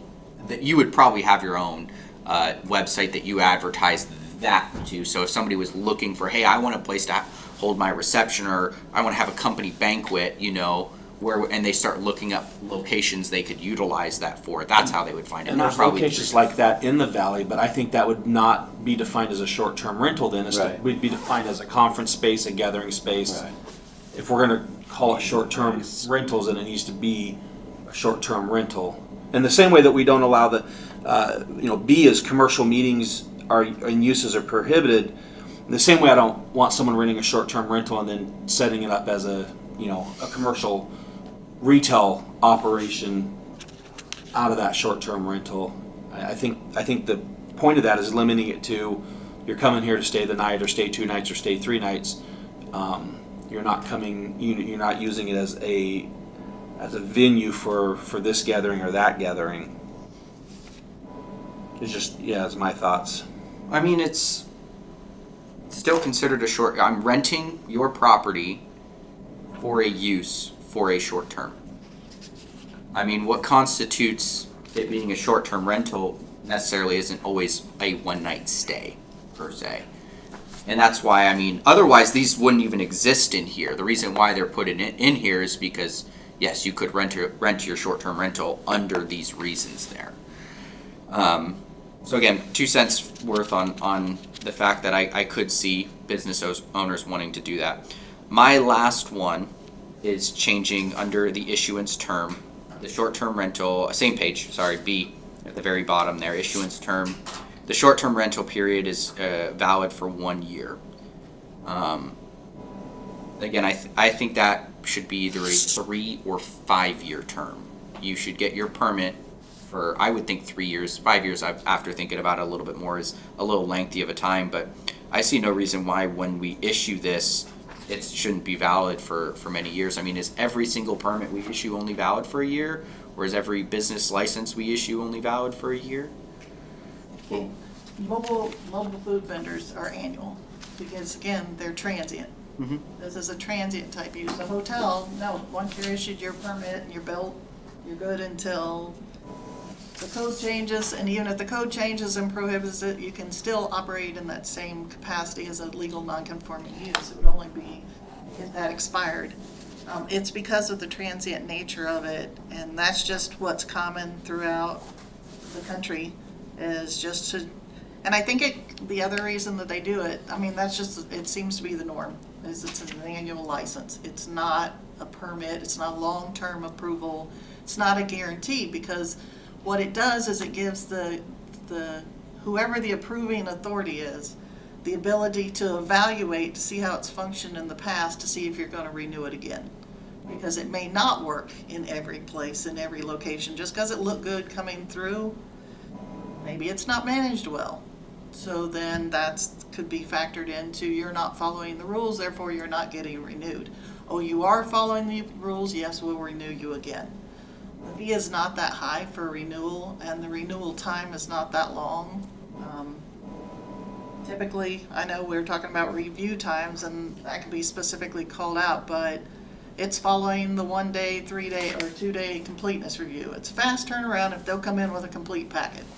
So it's not like it takes them a long time, and I think the fee is either $250 or $500. It depends on which way you have, if it's conditional use or whether it's over the counter, I think is what the dividing line is. So it's not that high, but it gives the community an opportunity to reset, recheck, and evaluate it before you go back into it again.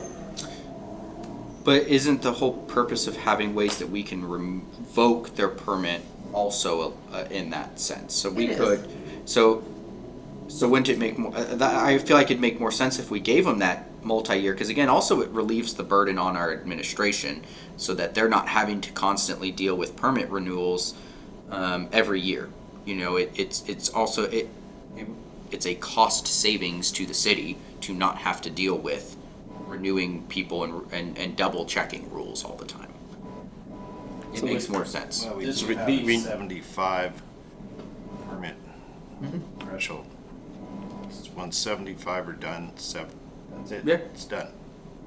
The other thing this gives you, I mean, you could go to 3 years, you could go to 5 years, whatever. But the other thing that it gives you is, let's just say the community changes their mind, because communities do. Councils change their mind, they amend their codes. Maybe they want to, instead of allowing more, maybe they say it doesn't work for our community. We tried it, don't like it, it's not what we want to do. We The ban it impacts outright, aren't for worth it. instance, yeah. Then you don't have to deal with the, oh, you're grandfathered in for 4 more years to do it. That's why I think 3 might be better, but I mean, even then. Here's why I'd be opposed to that. I know some of the public last time felt their comments fell on deaf ears, but I did hear their concerns. And you may be a great neighbor this year, but 2 years down the road, you've been out of state because you're in the military and you're not worried about it and things have fallen in disrepair, you've been a bad neighbor. I think by renewing every year, it puts the accountability on them to keep the property in good shape, to keep in good relations with the neighbors, to keep things in a good, positive, healthy way, and it just provides that accountability and can prevent things from slipping through the cracks. If it was a commercial operation in a commercial district, I probably wouldn't feel that way. But since this is a commercial operation in a residential neighborhood, those neighbors on the left and on the right and across the street, I think need that protection, that we're regulating this responsibly and actively versus just, well, I know you went before the Planning Commission 4 years ago and we hope things are still going well for you. I think a regular renewal will provide that accountability to be a good neighbor and, you know, hopefully alleviate some of the fears and concerns of the public that came in and so passionately argued against the last one. All of that is in this code already. The ability to contest it, to appeal it, to basically point out that, hey, this person is no longer following this code, I feel like their permit should be revoked. All of that's in here already. So if we have those provisions in here, why do we need to make them renew it once a year? If we already have the ability to revoke it, why put more burden on our business owners that are already stepping out to provide a service for our community? Why are we putting more burden on them? Unless they're not abiding by the rules, then they should be left alone. And that's not what this does. It constantly makes sure that they're having to take time to just submit paperwork to make sure that they're in compliance, which if they already are, then why have them do this? That's why I'm looking at extending that timeline so that they have that ability to say, hey, I'm in compliance, nothing needs to be done here. Also, again, like I said, it takes some weight off of our city as well, feeling like they constantly have to renew permits. So That is all my comments for this at this point, so unless anybody has anything else. I need a motion to exit committee of the whole. Commissioner Stafford, I move that we exit the committee of the whole. I have a second. Commissioner Crafton seconds. All in favor? Aye. Aye. Aye. Aye. Communications.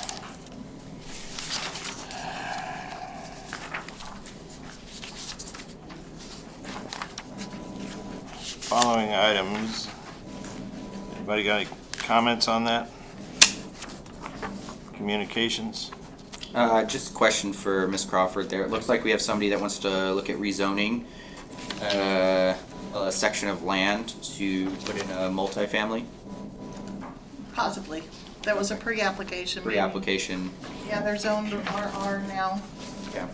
which allows a duplex per lot, and they were wanting to know what their options were to allow a fourplex per lot. I thought RR allows fourplexes. One single family or one duplex.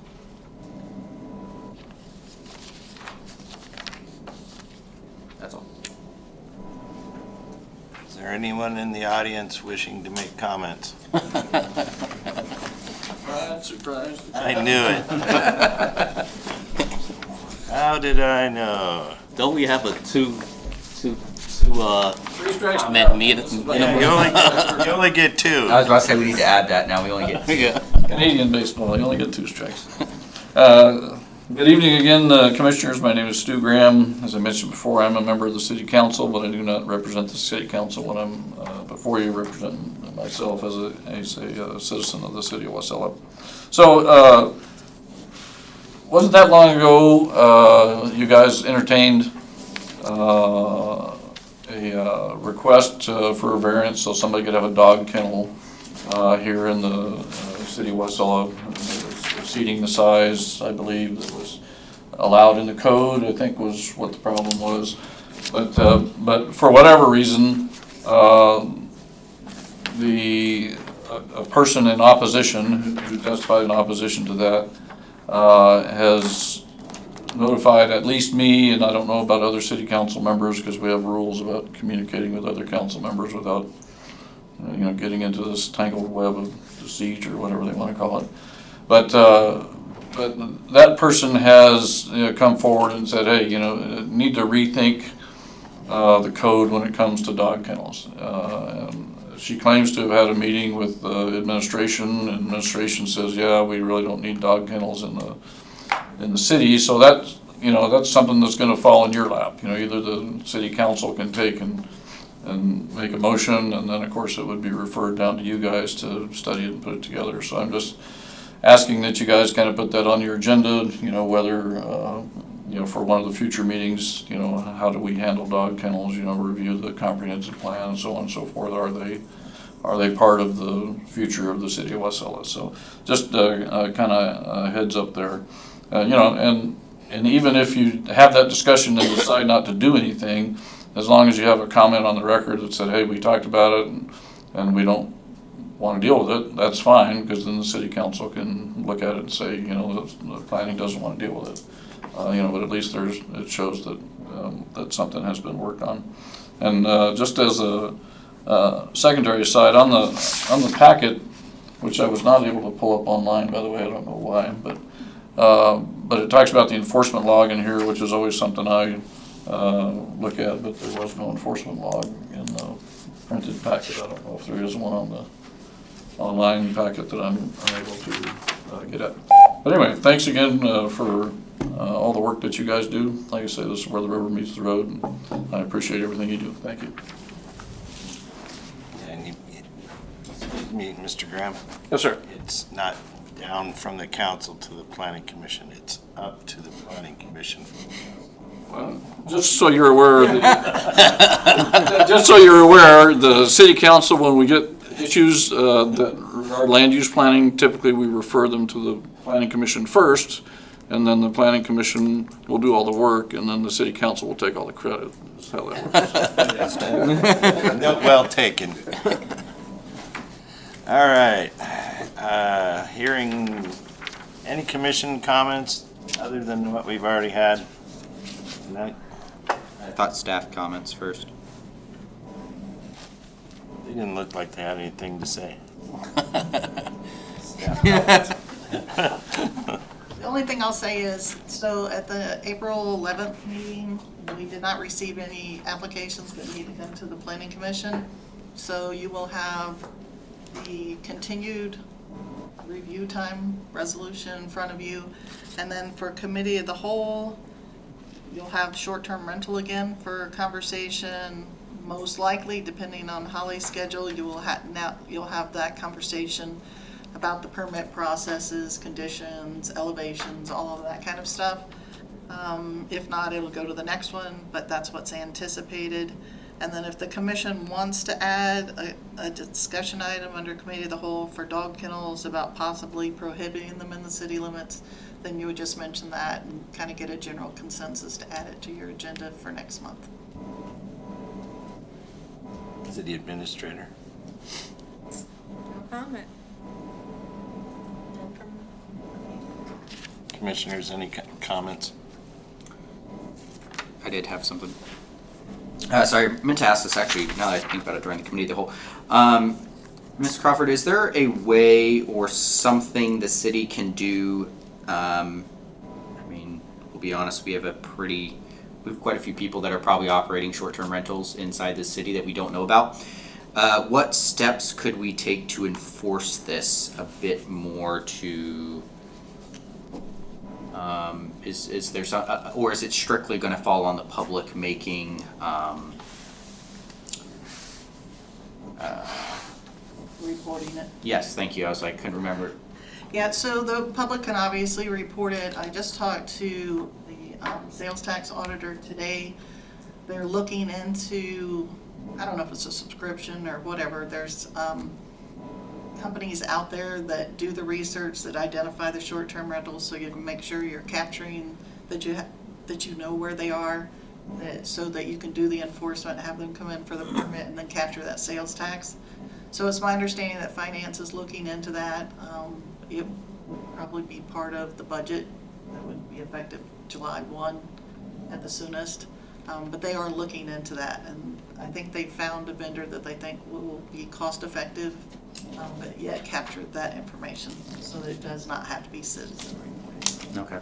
Okay. Second question I had, tonight actually the Matsu Borough Assembly and Planning Commission do their twice a year joint meeting between the two of them, and if you watched last night's City Council meeting, it was a pretty lengthy conversation around a ordinance that would prohibit people on the sex offender registry from being within 1,000 feet of different locations.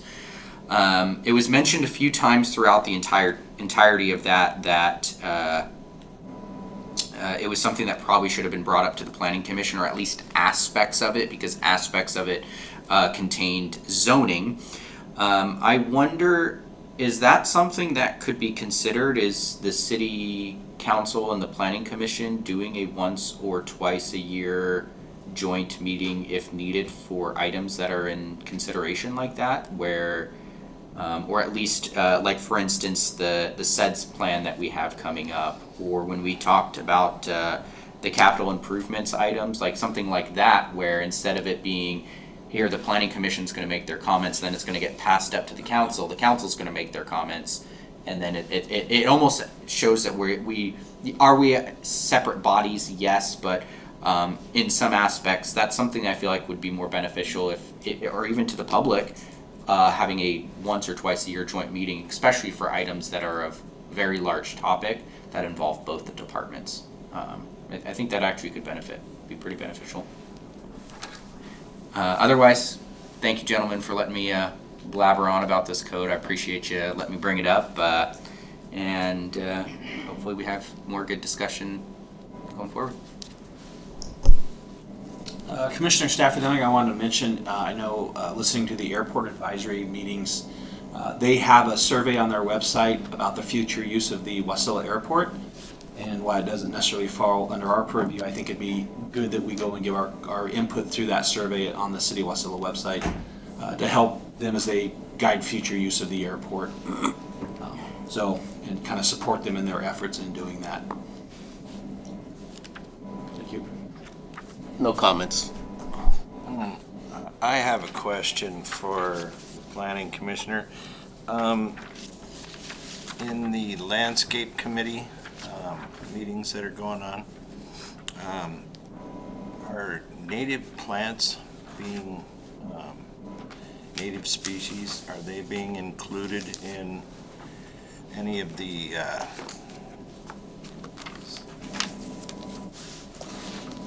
The list of lists approved of plants. approved plants? So the good news is, or bad news is, we don't have a list of approved plants. So pretty much you can do anything. There are only a couple exceptions. And actually, I'm trying to think, I think there's only one exception, and it's only if it's a landscape island. And so it's the columnar aspens are not allowed as the tree in the landscape island. It should be a canopy, a shade tree.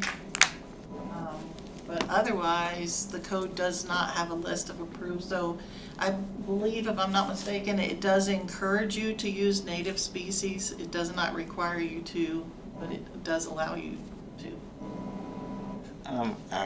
My second question would be, are we going to get just one recommendation from the landscape committee? Yes, so I apologize, I should have mentioned that in my report. The plant, they just had a meeting on March 6th, I believe it was.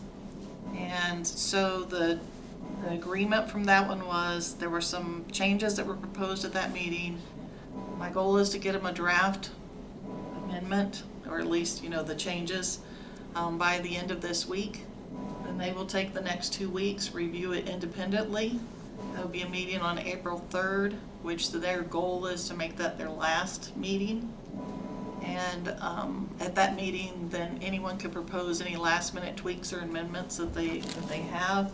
And then we want to bring it forward to the Planning Commission for, it can either be for committee of the whole first, to allow some additional input or in discussion, or it can go straight to public hearing. We were looking to go straight to public hearing only so that the current development season could take advantage of the cost savings that are incorporated in the draft. But you will see basically, like tonight, a strike through and underline. What you won't see it in the format of, well, you will, I guess, as far as they won't, but you will get it in that same type of format as the review times. You have the current code with the strike through and underline. The timing's gonna be a little bit tight. If it goes to, it may be May, it'll either be the end of April or 1st of May, depending on workload and getting that finalization of it. But then you'll have it like that, with that strike through and underline, and I'll try and get you a chart, a comparison chart, to show you where the changes are so that you can kind of cull through. You won't have to read all of the strike through and underline. My third and final question is, I was hoping that we'd get several proposals, one dealing with what is actually current landscape, and a bare bones, bare minimum native plant plan. The code already has a provision, so if you were to retain native vegetation, is that what you're talking about? Yeah, well, and actually, Or to utilize it within your landscaped areas? yeah, and actually, you have two options. One at this level, changing the current code, and one at bare minimum. I think that their recommendation probably is a bare minimum recommendation. That's what they were going for. I mean, they were trying to minimize the cost to the greatest extent, but still ensure that there's a quality development for the city, so that it's attractive and it encourages more development.